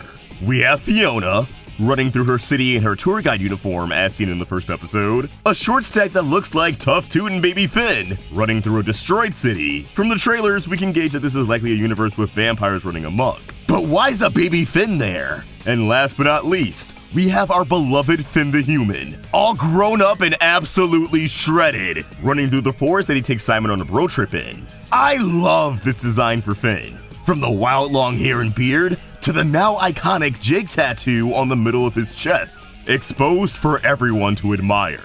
And they actually confirmed in the second episode that Jake has sadly passed, pretty early into Finn's life too. Pour one out for the best dog in the world. Next, we have the most intriguing shot in the entire intro for me. A glimpse into the desolate land of Ooh, 1,000 years into the future. The new tree grown from Fur's seedling stands tall, with the Finn sword right at the top, implying that we may not only be multiverse hopping, but time traveling to the Shermie and Beth era. I really hope they make an appearance. The channel changes to a close-up of another tree that I personally don't recognize, but I imagine will be important given how long it lingers. Though, if we were just given a glimpse into the future, then maybe this is a glimpse into the past. A glimpse into life prior to the Great Mushroom War changing everything. We glitch back to Fiona's apartment as it briefly flashes forward into a destroyed state. The entire top right side of the building where Fionna resides seems to have been blown up, as we can see a missing roof, smoke emerging, and a damaged exterior with shattered windows. Not to mention the red tint alluding to an impending tragedy. It definitely makes me think that the climax of this series will see whoever's hunting down Fionna, Cake, and Simon winding up in Fionna and Cake's sanitized world. It'd be pretty damn emotional to see Fionna and Cake do everything in their power to protect a world they didn't even think they wanted to be a part of. And if all of this wasn't crazy enough, the shot of the destroyed building is obscured by a giant tear, as if the fabric of reality is being ripped apart. Very ominous. Next up, in what has to be my favorite part of this intro, we get 3 black and white shots of Simon lying on the ground, not only highlighting his struggles with depression, but once again emphasizing his importance in this series. And on the third shot, blue sparkles in a portal begin to shoot out of his head, a nod to how Cake, and presumably Fionna, cross over to his world through his head, Fooly Cooly style. Fionna and Cake find themselves in the time room and bounce off Prismo's head, kinda just including him to emphasize his own importance to the story, as we already know he'll play a big role. Another glitch shows us something we've already seen in the trailer, Fionna and Cake squaring off against Candy citizens. But take a good look at Fiona's sword. Not only does it have the same color scheme as the Ice King, with the different shades of blue and yellow hilt, but the Rain Guard also has 3 red diamonds engraved into it, like the 3 gems on the Ice King's crown. So we can figure out that this sword came from a different Ice King. The next glitch shows Fionna and Cake wandering through a desert-like area with sweat on their foreheads and tears running down their faces. It's hard to figure out these tears are a result of exhaustion or grieving. And although I don't really have much to add here other than pointing out that Fiona's wearing a peculiar green jacket, kinda looks like Ben 10's, and her backpack looks beat up, I just gotta say, I love the background art in this shot, especially the details around the sun. Very cool stuff. We glitch back one more time to Fionna and Cake sprinting out of the time room and diving headfirst into the multiverse, embracing their newfound knack for adventure, followed by a sick yet somber title drop, and Simon holding on to dear life as he free falls through the cosmos. Peep the crown stuck to the bottom of this Tetris block. Might be important. This has quickly become one of my favorite intros to a show in quite some time. Again, I just love how unique and mysterious it is. And I can't wait to have context to things like Fiona's destroyed apartment complex and the land of Ooh 1000. We're truly in great hands here. The Adventure Time team popped off with this one. The fourth episode of Fionna and Cake just changed everything we know about the Adventure Time multiverse and the Cartoon Network multiverse, revealing that a certain show from the late 2000s shares a lot more in common with Finn and Jake than you may realize. And not only does the logic check out, but this connection has a lot of meaning on a meta level. Get ready to have your minds blown. Let's waste no time and dig into it. Spoilers ahead. What time is it? Subscribe time! Please. So the fourth episode of Fionna and Cake, appropriately titled Prismo the Wishmaster, wraps up the show's prologue by finally taking a step back to look at the bigger picture, with a depressed and panicked Prismo bringing Fionna, Cake, and Simon to the time room, giving them and the audience the info dump needed before getting into the real meat and potatoes of the story. He explains why he created Fionna and Cake, how their world got transformed into one that's like our own, and he explains the multiverse. But both Adventure Time fans and general audiences are well aware of what the multiverse is, so I'm not recapping it here. Prismo gives us the rundown on realities that already existed, like Finn and Jake's world, and realities that were created as a result of wishes he granted, like the farm world. But what absolutely broke my brain was a certain universe that Prismo claimed already existed. One that on the surface is just a cute little cameo, a throwback to an old Cartoon Network show, but actually has layers to how wild of a revelation it truly is. I'm of course talking about... not Chowder, it's Flapjack! Our boy in the wild world of Stormalong Harbor are a part of the Adventure Time multiverse, connected semi-directly to other universes. A Wish Made This Funny Shape universe? This one already existed.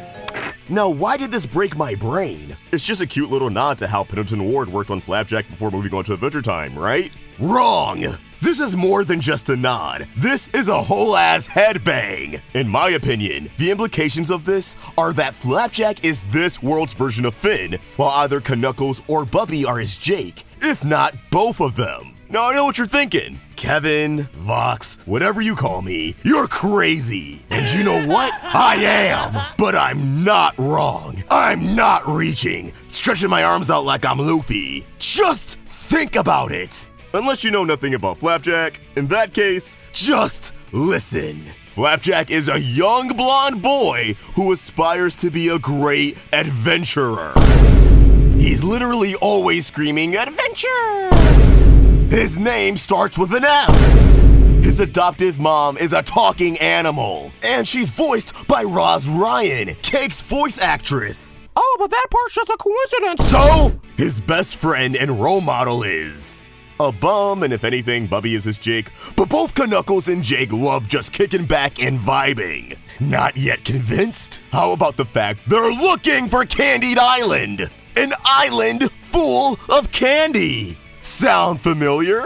There's also Candy Wife. I wouldn't say she's to Flapjack what Princess Bubblegum is to Finn, like at all, but it does show that candy people can exist in both worlds. And if you don't remember the times Candy Wife was shown to be sentient, I'm revoking your nostalgia card. It doesn't stop here though, it gets crazier. Flapjack has already seen some shit. Bro probably has enough trauma to run Steven for his money, but he's yet to face his ultimate enemy, Adventure Time's ultimate enemy. And I'm not talking about gold.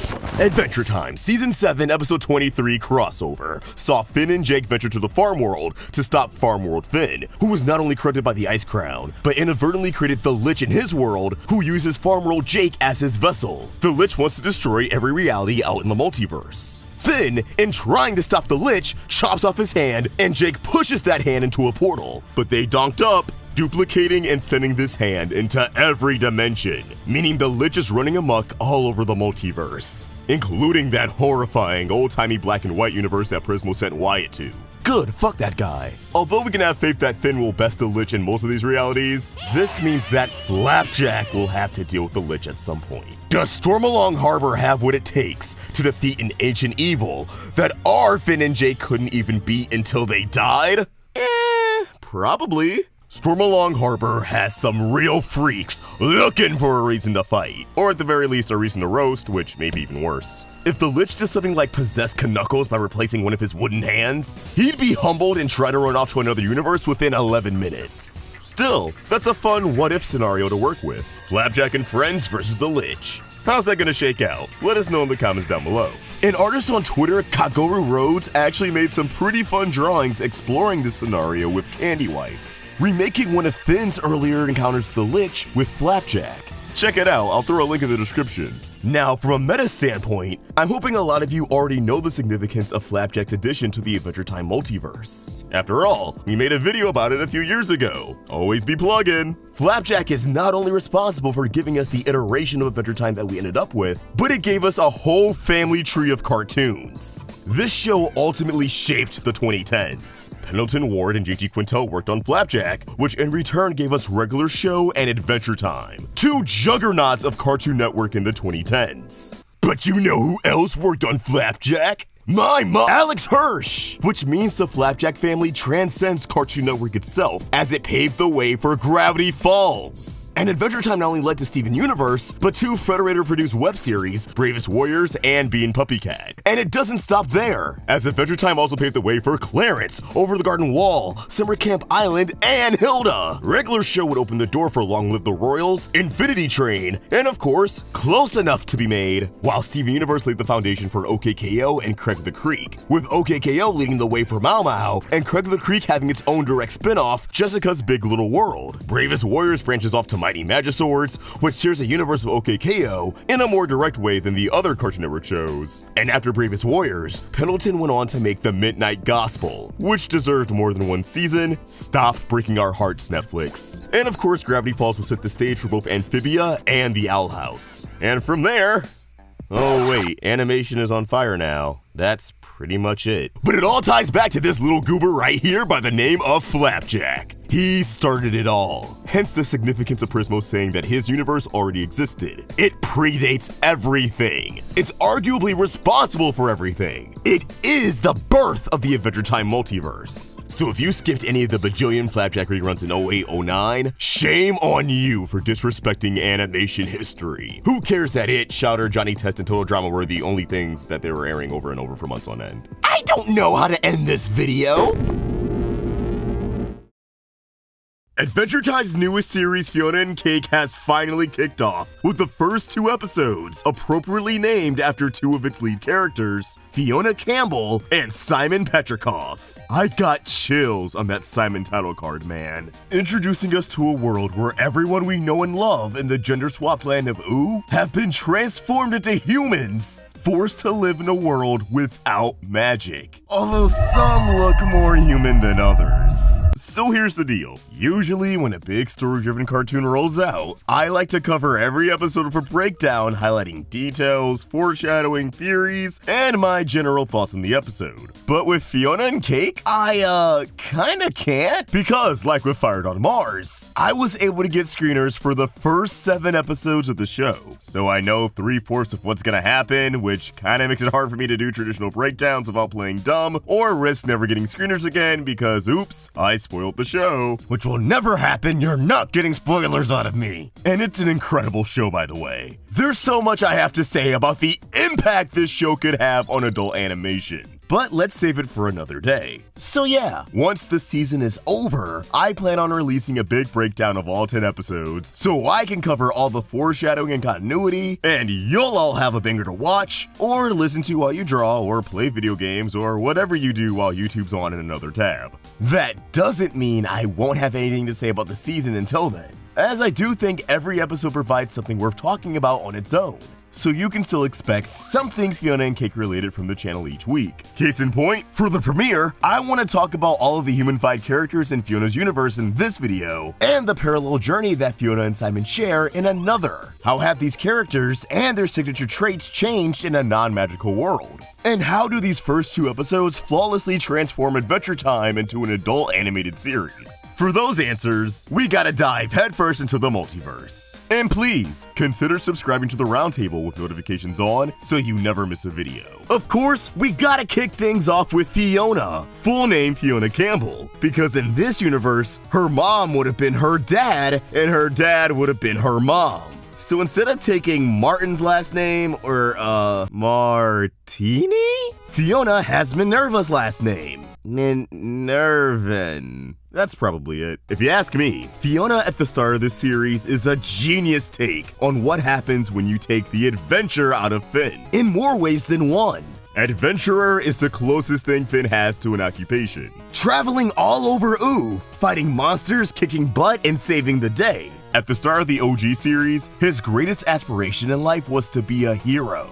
Not only that, but so much of Finn's development throughout the series came through his adventures. Take all of that away, and you don't get someone like the 29-year-old Finn we see in the second episode, who's come a long way from the 12-year-old boy we met at the start of the series. Although he's definitely still in need of some emotional maturity if his interactions with Simon are anything to go by. I used to bust your balls about those old stories, but I really came around to them. Instead, you're left with someone like Fionna, a directionless, depressed 20-something who feels as if she has little attachment to the world around her. The highs in her life feel like tiny drops of water in an ocean of lows. In other words, she's just like me for real. In my opinion, she's a version of Finn who hasn't gone through nearly the same amount of character development. As a result, she's just as impulsive, short-tempered, and crude as early series Finn. Illustrated best when she's fired by Queenie, aka the Queen of Ooo, and declares she didn't even want the job, proceeding to drop her pants. Or when she straight up tells Gary Prince she has poor impulse control when it comes to sweets. If there is one big difference between Fionna and Finn, it's that, for now,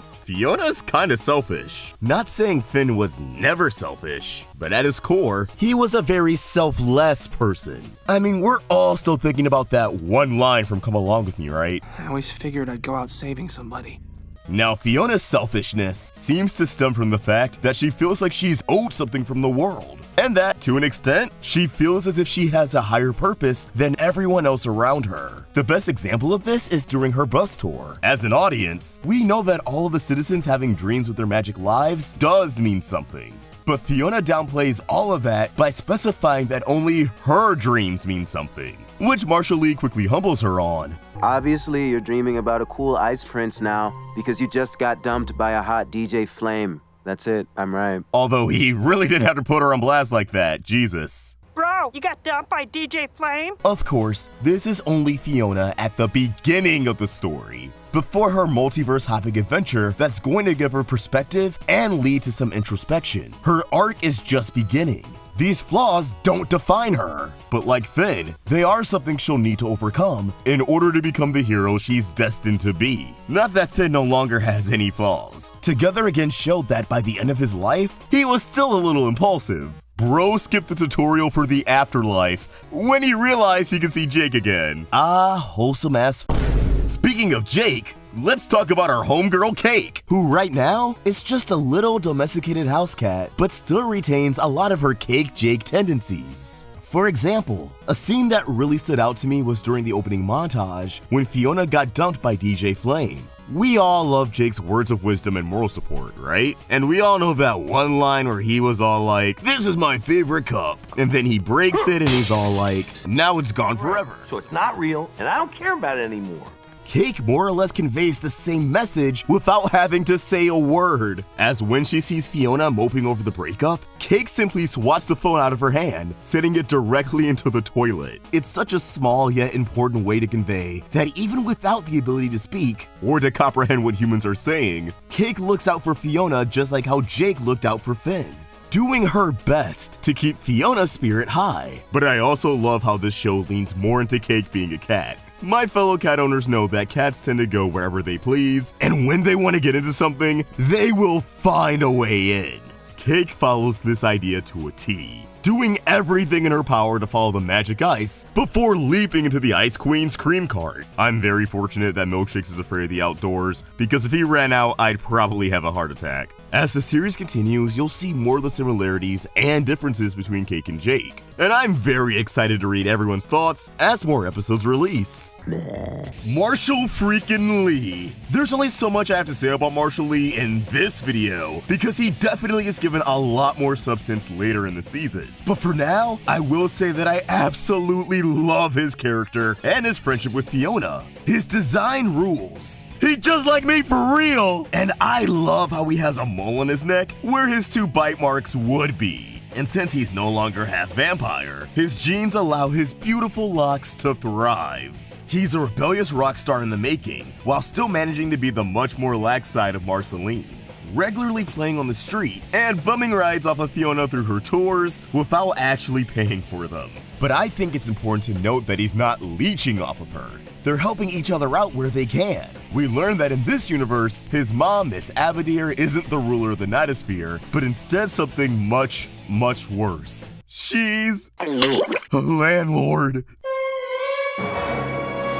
She actually owns the building that Fionna lives in, and as a result, it seems as if Marshall has convinced his mom to let some payments slide a few times before. However, at the start of this show, he's not on speaking terms with his mom, and I guess you'll just have to keep watching to see why. I gotta say though, making his mom a landlord is absolutely genius, given Marshall Lee's introduction in the original series. With the episode Evicted, real ones remember this as the first episode of Adventure Time that they ever saw, as Cartoon Network aired it as a sneak peek back in the day. In this episode, Marceline kicked Finn and Jake out of the treehouse after revealing that she owned the tree years ago. To take a detail from over a decade ago and work that into the lore for Fionna's non-magical universe is great. But yeah, not much else I can really say about Marshall until we all have a chance to see the bigger picture. Gumball, or should I call him Gary Prince because... wait! Oh, neat! Gary is another galaxy-brained reinvention of his candy counterparts. Instead of creating experiments in the Candy Kingdom, he's experimenting at the bakery he works at. Sadly, it's under new management by a bossy Beatrice Butler, this world's version of Butterscotch Butler. I like that this interpretation of the two builds upon Gumball and Butterscotch's game back in 5 Short Tables, where Butterscotch kept poking at Gumball's insecurities, which she only knew because apparently he leaves his diary out everywhere. In Fionna and Cake the series, Gary is very insecure about his skills as a chef and is unsure about his various pastry ideas. And unfortunately, even in this universe, Beatrice is still raining on his parade, treating his work like trash and telling him to stick with what's traditional. According to Adamudo, Gary isn't as bossy as Bubblegum, but he's more apprehensive and has some of the ambition. Marshall Lee has the same parenting issues as Marceline, but he's not superpowered. I'm pretty shocked that Gary and Marshall evidently haven't met, as they both seem to have known Fionna for a pretty long time. But as you can already figure out from the trailers and Marshall's reaction to Gary's baking, there's more in store for these two that I think people are gonna be really happy with. Next up, we have LSP, who's obviously this world's version of LSP, an animal-loving stoner who lives in the woods and is good buds with Marshall Lee. Hey, checks out that these two would vibe well together. He claims to be a pet guru of sorts, but it's obvious that he's bullshitting to an extent. But like, Cake was seeing the trippy ripples around him, so there's that. Homie's onto something, but he's not putting in all the effort. I don't have much to say on him because he's really not that far off from LSP or LSP, and from what I've seen, a lot of his other appearances are just fun gags. Alright, with the main characters out of the way, let's shift gears to the smaller cameos. Finn and Huntress Wizard shippers are eating good with this series, as not only does Finn imply that the two are together after all this time, but Fionna also meets Hunter, this world's Huntress Wizard, a kind-hearted, nature-loving boy who seems to take immediate interest in Fionna. But between her recent breakup and Cake acting strange, she really wasn't paying him any attention. Hunter really seems to be a glass-half-full kind of guy, while Fionna is stuck in a very negative frame of mind. So I'm hoping that by the end of the season, they'll be able to properly hit it off. I think he would have a pretty positive impact on her. He clearly provides a lot of the perspective that Fionna needs in her life right now. I dream about being a banana. Mine's too messed up to even talk about. Dude, when it clicked that this was Fern, I shat myself. Well, if you ever needed reassurance that Fern was indeed his own person, and not just an extension of Finn, look no further than the fact that they continue to exist in this world. I love this look for Fern. The flowers in her head, the different shades of green all throughout her hair and clothes. I just wish we got to learn more about her. But we don't, so I'm moving on. Flame Prince has been transformed into DJ Flame, which I think is a nod to Flame Princess being a freestyle rapper, like how Marceline plays the bass, but Vampire Marshall Lee played the electric guitar. DJ Flame and Fionna have a short-lived relationship that ends with him dumping her over text. Not cool, dude. The Lady Lemongrabs return, this time as Karens, struggling to walk their dog in the park, the dog itself being a nod towards the lemon camel. But there's actually a bit more in store for these two ladies, so there's not much more I can say. Starchy appears and definitely still seems to be a gravedigger, although it's interesting that he hasn't been gender swapped. There's a few characters who haven't. I wonder what's up with that. Cinnamon Bun in a dress returns and barely looks any different from her human form. Abracadanielle, Hot Dog Princess, and a Banana Guard appear on the bus. A gender-swapped Ash makes an appearance on the street alongside Wildberry. Lemon Hope tries to sell Fionna mixtapes. And last but not least, the bus is Bounce House Princess. Now I know some people have been speculating that the Fushigi guy is actually Leaf Man, and there's speculation that the two skater girls are supposed to be anyone new, so here's your answer. Given that they appear in Fionna's walk down the street, which mirrors Simon's walk back to the human city, we know for a fact that these are new characters. At least, I don't think they've been prominent in Adventure Time before. Side note, I love how the Banana Guards are having the exact same conversation in both universes. I will dig into more of the neat Easter eggs and parallels in these scenes in another video. But for now, comment down below and let me know what you think about these human-fied characters in the city of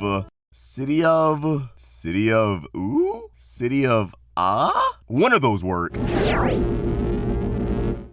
I don't know what it is about Fionna and Cake, but the 6th episode of both seasons is where things really pick up, as The Bird and the Clock is the strongest episode we've had in season 2 thus far. Not only do we get insight into what these characters are going through, like Fionna's trauma, Cake's struggle to adapt to humanity, and Huntress Wizard's opposition to vulnerability, but we also get Finnception, as Fionna, Farmworld Finn, and our homeboy from Ooh all meet up in an adventure across the dreamscape. Lots to talk about as always, so let's just dive right into it. Spoilers ahead.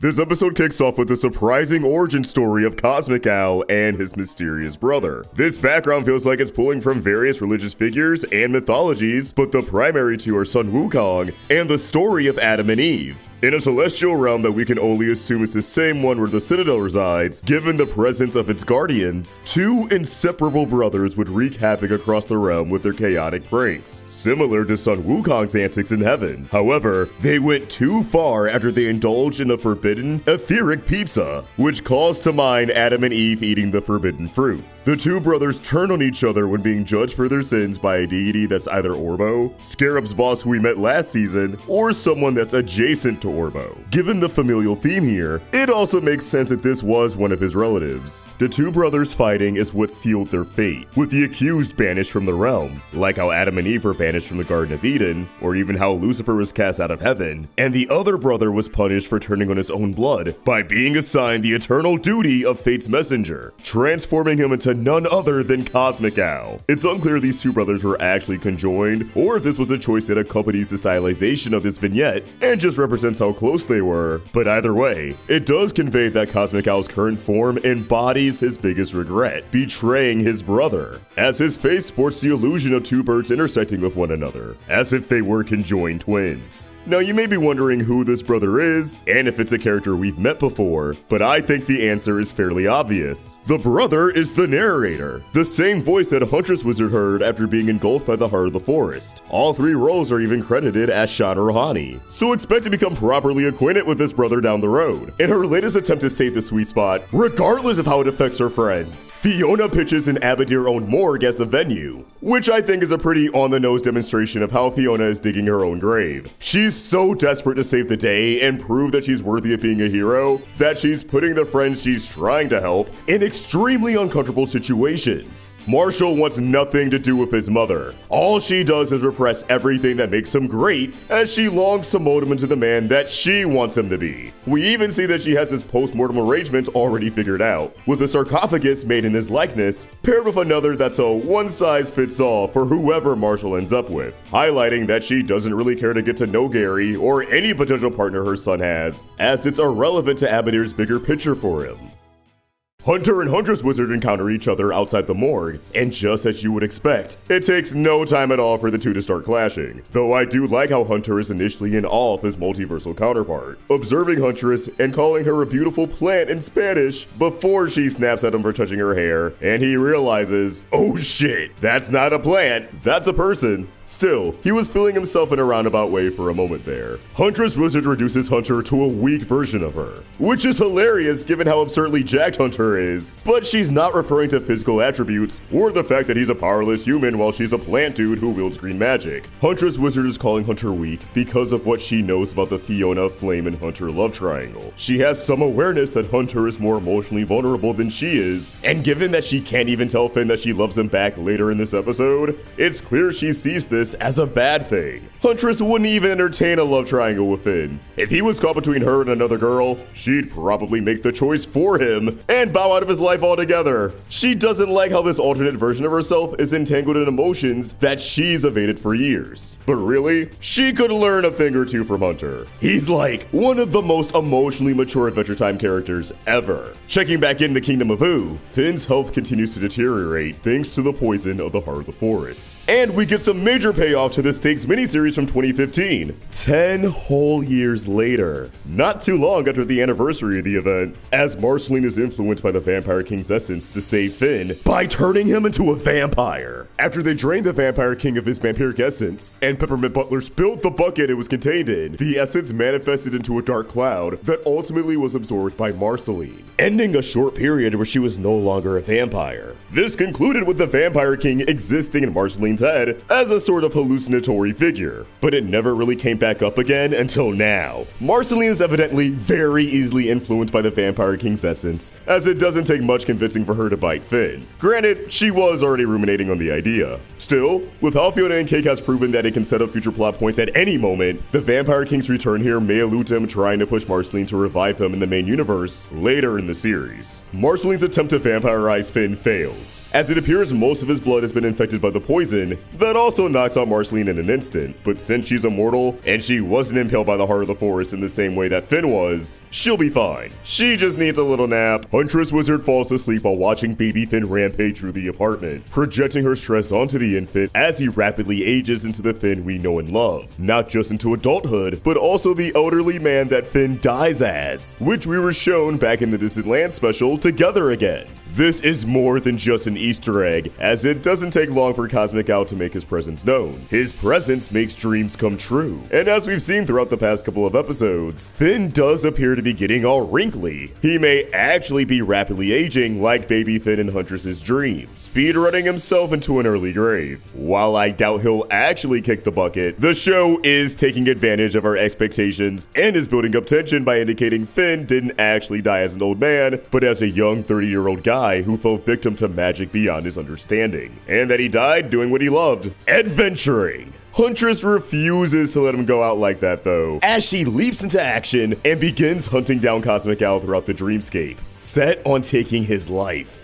As the city of Midtown slumbers, Fionna's trauma resurfaces. First, the Winter King's piano melts before her eyes, reminding her yet again of how the Winter King's world seemed like a utopia, but it was all a lie that fell apart the moment its terrifying nature came to light when she learned that the Winter King was projecting the crown's madness onto his world's PB. It also reminds Fionna that this kingdom only crumbled because she inadvertently normalized the crown, causing Winter King Simon to crumble into dust in her arms and the various ice inhabitants to dissipate. wait, she's also haunted by the syrupy blood on her hands from slaying the various candy guards who probably didn't deserve to go out like that, as they were simply obeying orders from Bubblegum, who only went insane because of the man Fionna was trying to rescue. Despite being deceived, Fionna still can't shake the feeling that she ruined this world while trying to save her own. She feels like a loser, which is why the winner Choose Goose repeats Queenie's words from earlier in the season at Fionna. This world and the vampire world might be worse off because of her adventures. Also, Fionna could canonize a world that she's struggling to find her place in. One where the people she cares for are in jeopardy of having their feelings and futures shattered because of her own actions. She doesn't know what to do. She feels stuck, but she doesn't know what the solution to her problems are because she feels like she's the one holding herself down. Yet before she can unpack any of this, Huntress Wizard swings by, briefly appearing as her vampire world variant, and lets Fionna know that she's dreaming, allowing Fionna to dream lucidly and accompany Huntress on her chase.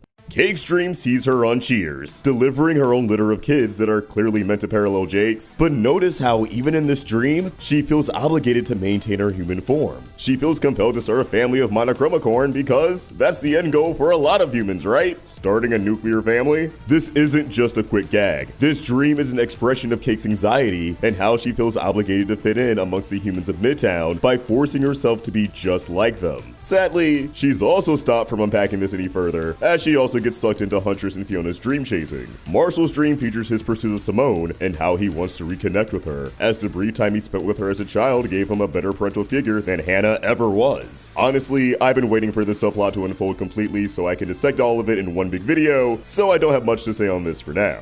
One of the more curious moments of this episode happens when Fionna enters a dream where both Hunter and DJ Flame declare their love for her, where she ultimately chooses Flame and Hunter is oddly chill about it. Fionna assumes this must be Flame's dream, yet the episode never clarifies if it is. To be honest, I honestly don't think this was Flame's or Hunter's dream, but Fennel's. She said back in season 1 that she had some pretty weird dreams, and I think this would definitely qualify if this actually is from her perspective. We could assume that she knows Hunter is into Fionna, given that they're close friends, and I would imagine that she's aware Fionna and Felix dated for 6 months and have recently reconnected. She might have anxiety over Felix leaving her for Fionna, and that anxiety manifested in this Netflix Never Have I Ever Asked dream. Or maybe she just wants all three of them. Does Adventure Time have the balls for a polycule? Probably not, but it'd break everyone's brain, so I'd love to see it. After Huntress wakes up Fionna, she uses Fionna as a conduit into Finn's dream by using her mind to enter Farmworld Finn's mind, since that's a Finn that Fionna's already met, and that Finn met our main Finn. It's Finnception! The Finnverse, whatever you want to call it. Checking into Farmworld Finn, we get the much needed confirmation that he survived his battle of Scarab, giving Fionna some much needed relief, as the guilt of her adventures has been eating her alive. And she returns the favor by informing Farmworld Finn that Jay and Little Destiny are safe in her world. Though it's debatable if he'll actually remember this dream and retain this very valuable information. Farmworld Finn's mindscape is pretty much just screaming at the audience that he was indeed married to his world's version of Huntress Wizard. Not only is he bathing in the stew that she used to make that the family was seen eating last season, but the outer perimeter of his mind is a beautiful garden, evoking the plant imagery associated with Huntress Wizard. I think Huntress herself realized this because she quickly grows impatient and demands Fionna to connect with the right Finn. Once again, any sign that she's capable of emotional vulnerability and long-term commitment scares the shit out of her. Surprising no one, Finn is spending his coma time dreaming of quality adventures where he gets to save those in need. In this first dream, he kicks the bucket like how he always envisioned, saving somebody. After defending some innocent clock people, he gets mauled to death by these pocket watch bats, which reminds Fionna of Vampire World Martin getting killed by Marceline. Something else this episode hammers in is that Finn was never able to move on from Jake's death, as in his subsequent dreams. He's wielding Jake's sword from Tree Trunks' debut episode, and when he initially meets Fionna, he asks what her deal is, and after she explains that she's here to keep him alive, he deduces that she's his girl Jake. Finn told Jake and Together again that after Jake passed, he spent the rest of his life waiting to see him again. He didn't have a death wish, but he also really didn't have much incentive to live either. He just kept trying to be the best hero he could be for everyone else. So for him to say that and respond to Fiona's mission kinda shows how aimless he is about his best friend, and how desperate he is to fill the void that Jake left behind. Finn dies a bunch, reaffirming Fiona's Fiona's imposter syndrome as she fails to save him over and over again. Finn and Fionna share their iconic stream together, and ultimately, while it's starting to seem like Finn's death is unavoidable, Huntress Wizard has at least bought them some much needed time as she takes Cosmic Owl's life. It's crazy how blasé they are about it, because on paper, this is one of the most significant deaths in all of Adventure Time. We just watched Huntress kill a god. If Cosmic Owl is dead, does this mean that Croak Dreams are no longer a thing? Will there be a noticeable decrease in deaths as a result of this? Or will someone else be appointed as the new Cosmic Owl and that's all there is to it? I feel like that last one probably makes the most sense, but that can only happen if they realize Cosmic Owl's dead in the first place. And Huntress hid his body alongside all the other dead Dream Fins. Honestly, with how sudden it is, I feel like people should be skeptical about this death being permanent, especially with his mysterious brother still being out there, but only time will tell. We get a brief but very nice reunion between the two Fins, although our Fin doesn't really recognize him, probably because they want to keep the door open for all the Fins to interact outside of the dreamscape in a later season. Farm World Fin does part ways very casually, as if the writers know this won't be the last time they cross paths. Huntress vows to save Fin, but despite the fact she just killed a god for him, she refuses to respond to him telling Huntress that he loves her, even though this could be the last time she's able to speak to him in some way, shape, or form. Hopefully, after this season is all said and done, she can sign up for some therapy with Minerva.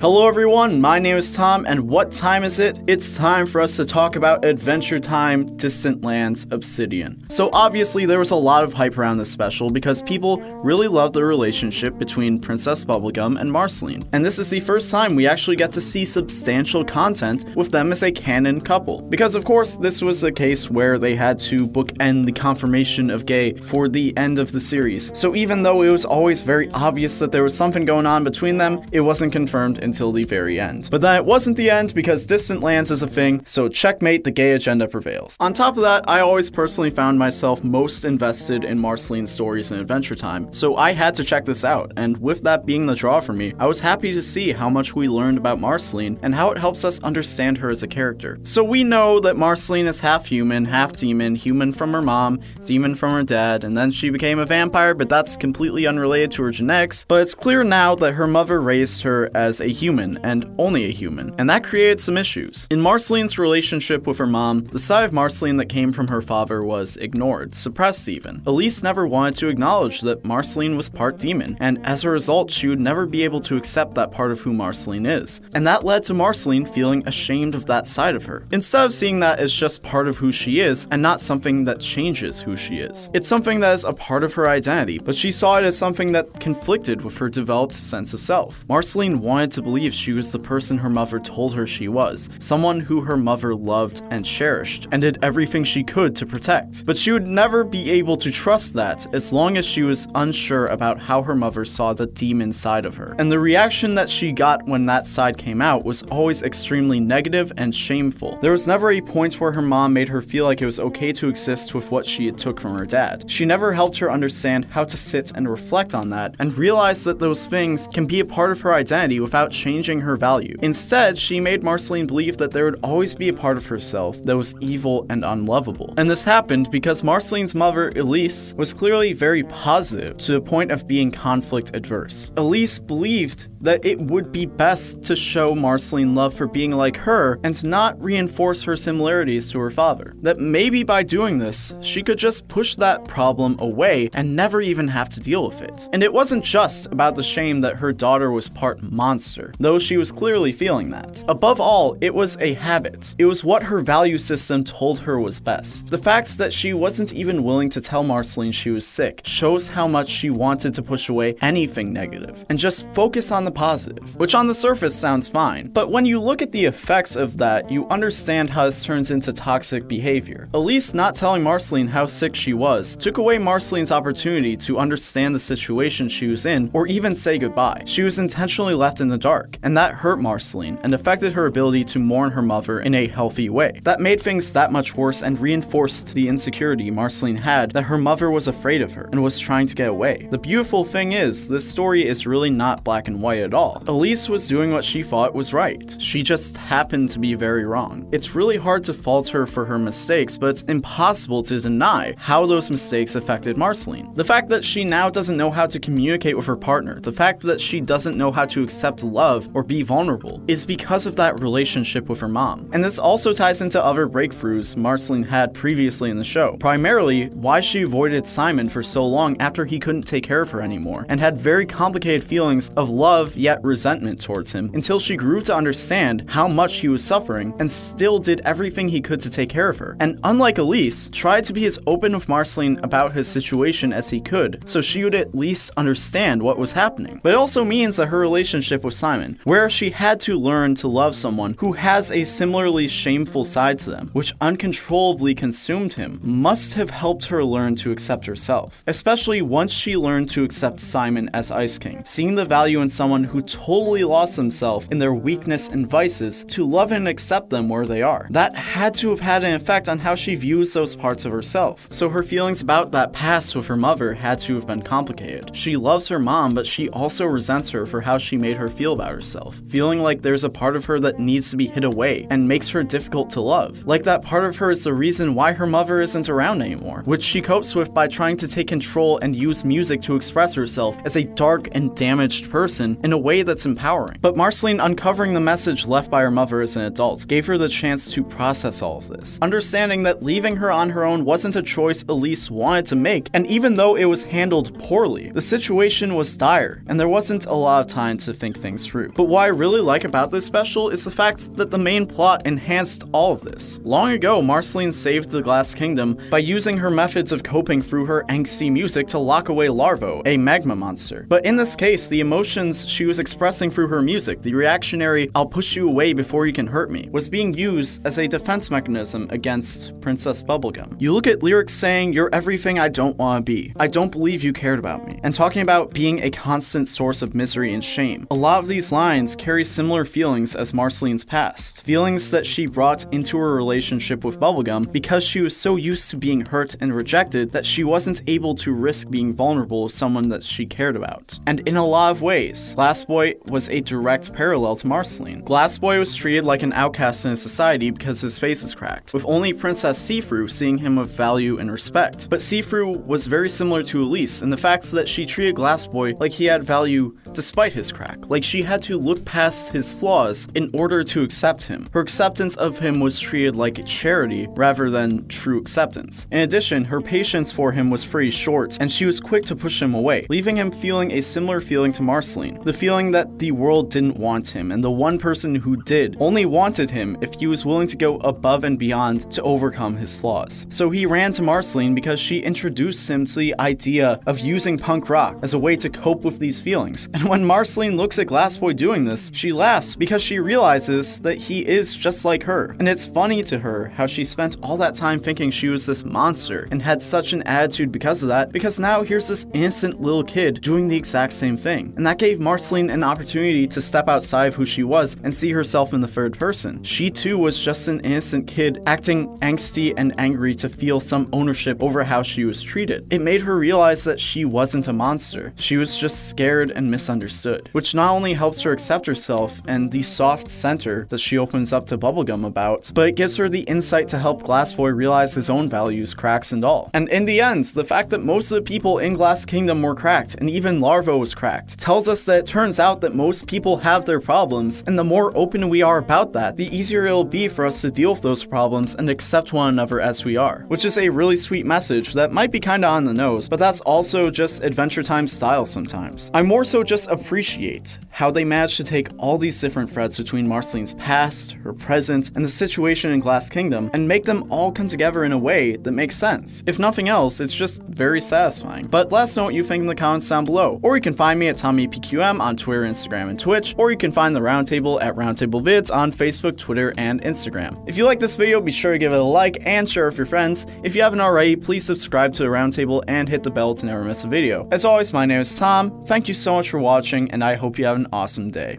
See ya!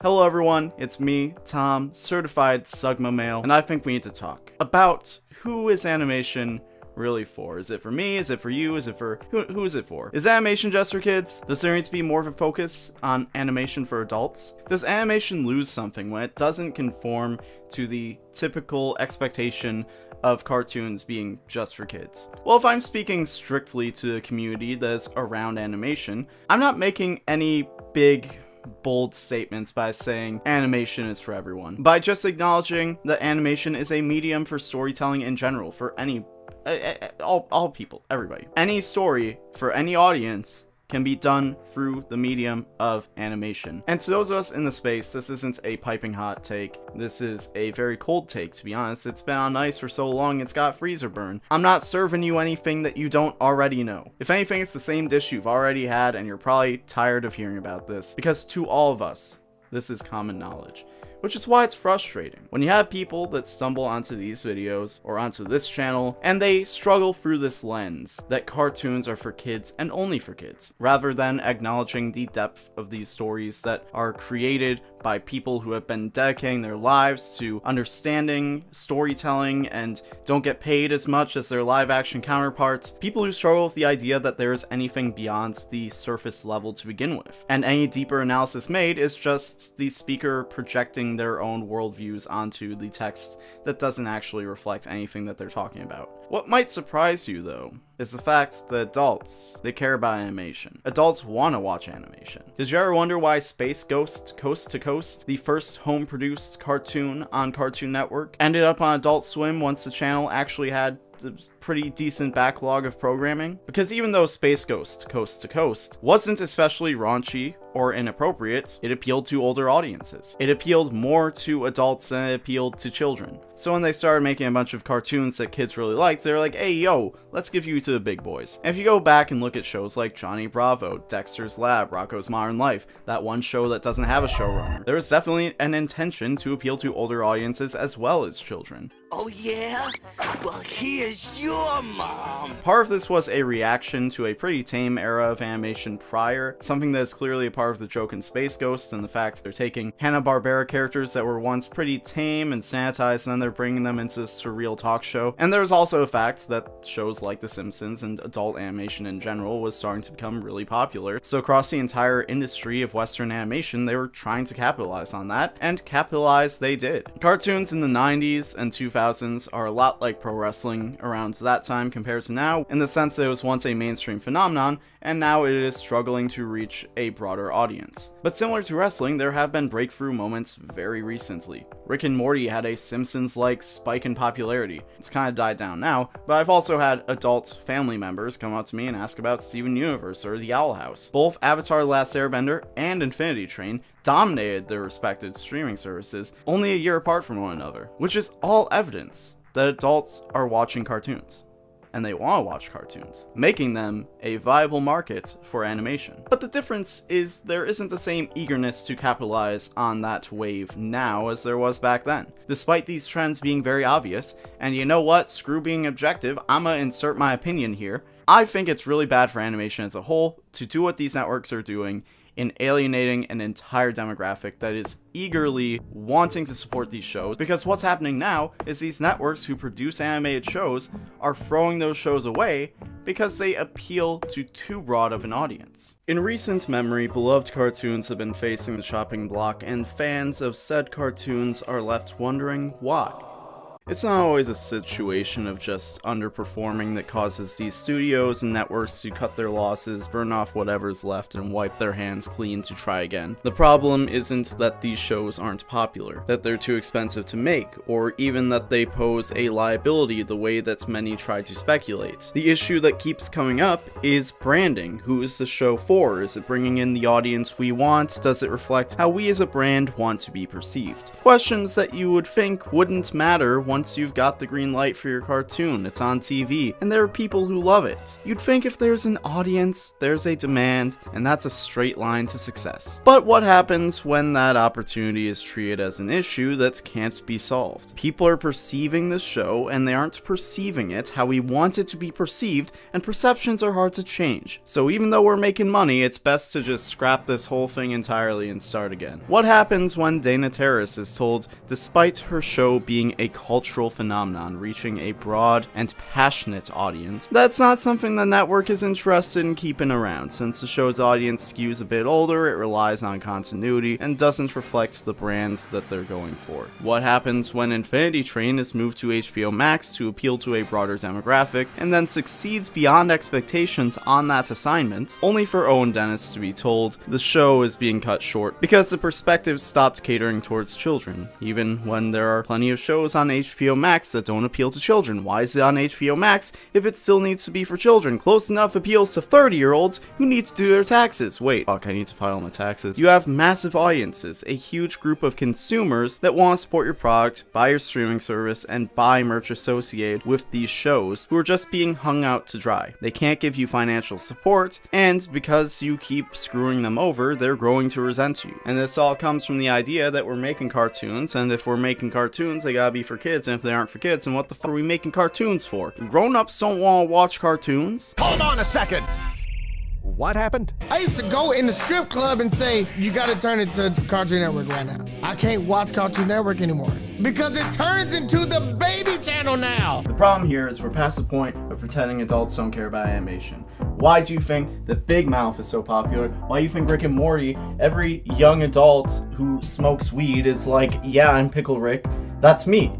I identify with being a pickle. Why do you think shows like Invincible and Arcane are so popular even beyond the animation community? Whatever that means. I actually don't know what the animation community is. People just keep saying it, and I just go along like I pretend like I know what it is. I don't even know what that Kids are not the primary or only audience when it comes to animation. There are plenty of adults who want animation. These shows prove that there's a market for adults wanting to see animated content. Shows that appeal to all ages are better for the medium as a whole, both critically and financially, and those are the shows that define generations. For example, if we go back to about 10 years ago and we look at this network for cartoons, this is entirely blown out. We look at this network for cartoons and things were going downhill and they were kind of stagnating for a while, and then suddenly there was a huge uptick. There's this big arrow up, and what happened here at this point where the trajectory changed was there was a new show. And what was that new show? Adventure time! Come on, grab your friend.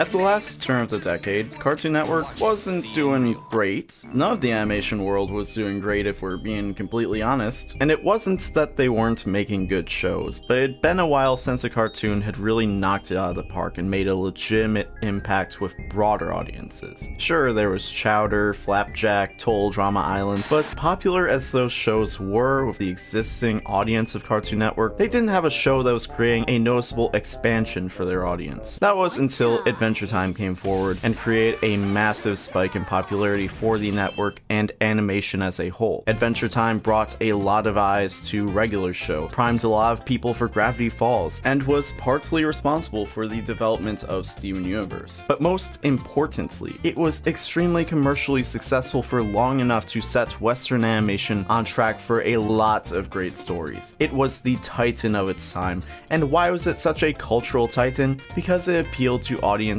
of all ages. Adventure Time, by welcoming an older audience on top of the target demographic, was able to reach a new level of importance in society as a whole. Even though there was a lot of childish nonsense, the world of Adventure Time felt grounded. The pieces of the puzzle were oddly shaped and wildly colored, but they didn't float in space hoping the audience would be too young to notice. Actions had consequences. Solving one problem could create new problems. There were heartbreaks, messy situations. The history of the world was grim, and the perspective was nihilistic. Even with a candy kingdom, a magical wizard, and a world of princesses for the protagonist to choose from, it wasn't a fairy tale. Like that's ever gonna happen.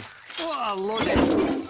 It was an absurd and extraordinary world that was both comfortably and disturbingly similar to our own, while respecting the intelligence of whoever was on the other side of the screen, which is exactly what made Adventure Time more broadly consumable than any of the cartoons immediately preceding it. Beyond being just another, whoa, they showed this to kids, I won't lie, a big upside for the network with this type of cartoon was the fact that Adventure Time has plenty of episodes that are self-contained. For the prime run of the show, only a handful of episodes required prior knowledge of previous events or lore to understand, and usually if they did, at least early on, they would be part of a special event where only a few episodes needed to be aired in order to make sense. Strict continuity is a big factor for networks when it comes to their attitude towards a show, and is part of the reason given why cartoons that skew older tend to get the axe, because those shows tend to be very reliant on continuity, and that makes it tough to introduce new viewers through reruns. But we gotta be real, the age of cable is and has been on the decline. The age of streaming is greatly on the rise. Every major studio has access to a streaming service. Why are we canceling popular shows instead of using them to draw new customers onto your service? Especially if the audience is trending towards adults, because I don't know many 6-year-olds with a credit card. The platform that these stories are best suited for are also where the audience for those stories are going for content, and these networks have those platforms to utilize. Am I crazy? Is there a reason why we are still in 2022 judging the merit of cartoons on their ability to succeed on cable? Because that merit is the main difference between the shows getting canned and being game-changing hits like Adventure Time. Мы украсим их серые будни.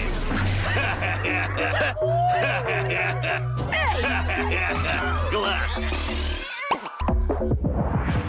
The thing about Adventure Time is it is greatly a product of its time. The weird so random humor that was still funny in the early 2010s, the recurring nice guy references, and also being cable friendly are all aspects that served Adventure Time well for airing when it did. But in the process, it also dared to go into darker themes and tell more complex stories that would shape the direction of animation over the last 10 years. And unlike 10 years ago, now it makes sense that cartoons should be less focused on being cable friendly and more focused on being streaming friendly, appealing to the binge culture a lot of us have adapted to with continuous stories, and streaming seems to be most effective when not trying to micro-focus on demographics. And I'd actually argue that in the context of Adventure Time, the ability to appeal to audiences young and old may have made it more relevant, but doing so at that time also created an issue. The points where the show committed to long-term storytelling, especially later in its run, were highlights of the cartoon, but similar to what we'd see in Steven Universe, there did come a point where story events being broken up by one-off episodes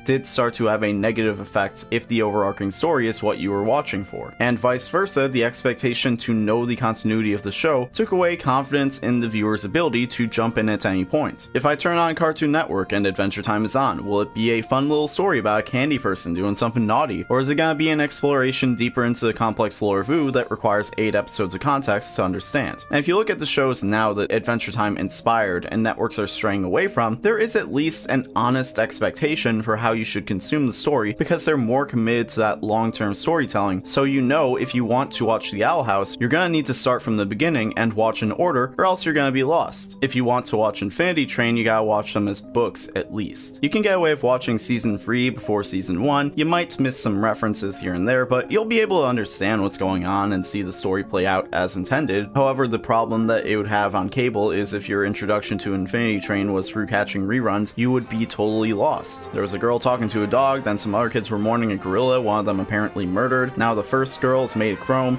now she's not chrome, but there's some old lady covered in numbers. Apparently numbers are important. What is going on with the numbers? Are they good? Are they bad? Which is exactly why television networks are opposed to these shows, because they have to accommodate their schedules for the fact that these episodes are meant to be consumed in a particular way. Cable is not an on-demand service. The TV comes on and whatever's there you watch, or you change the channel until you want to watch what's there. What this means is content has to be formulaic and inconsequential, but still manage to be compelling or entertaining enough to hold viewership. Today this isn't as much of a standard because now we have streaming. This limitation doesn't have to apply to every cartoon. I personally am not opposed opposed to airing 22 hours of Teen Titans Go if it means they're also going to produce good story-driven cartoons, even if they only air these story-driven shows on Premiere and then slap the rest on a streaming service. But it feels like networks just want to go all or nothing, and maybe I'm missing something. I'm not someone who's overseeing a corporation that is responsible for producing income. However,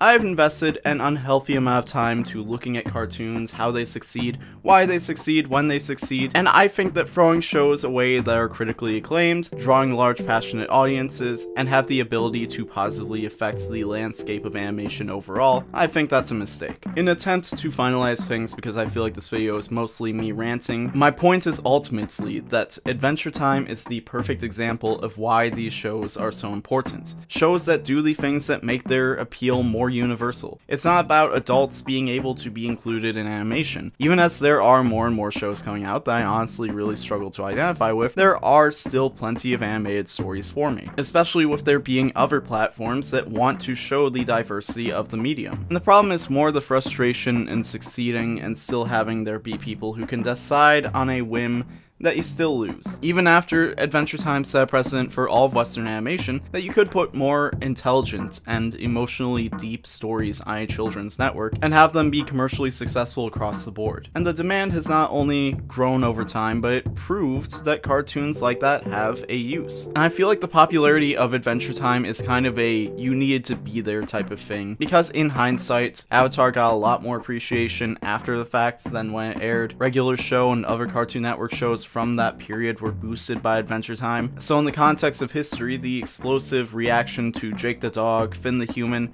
and all the friends they made along the way just doesn't feel as significant as it was seeing the immediate before and after. And for that reason, I think it's easy for people to forget to give Adventure Time its flowers, and that's kinda sad. It was the most game-changing cartoon of the millennium for its ambition and its ability to commercially and critically succeed with all demographics. To have that not be appreciated in the fiction that stands to follow that example and tell stories from the heart that are resonating with people around the world, it just feels like a big mistake. Maybe this isn't as crazy as we think it is. Adventure Time did get shot down by Nickelodeon twice when they were trying to get greenlit, maybe for similar reasons as to why these networks are doing this now. But we all collectively agree and acknowledge now that Nickelodeon screwed up big time by passing up Adventure Time. Like, through objective metrics, it was an L on their part. At least there is animation being made for broader audiences now by places outside of the main networks, like Amazon Prime, Netflix. It's out there. There is a place for it, and Fionna and Cake are getting a series, so it's not all doom and gloom, right? Anyways, tell us your thoughts in the comments down below, and while you're down there, why don't you like the video, share it with your friends, maybe become a channel member, pledge to us on Patreon, and subscribe to Sugmail, follow my Twitch, TommyPQM, follow me on Twitter, TommyPQM, follow me on Instagram. Either way, thank you so much for watching. My name is Tom, I hope you have an awesome year, and I'll see you next time. See ya.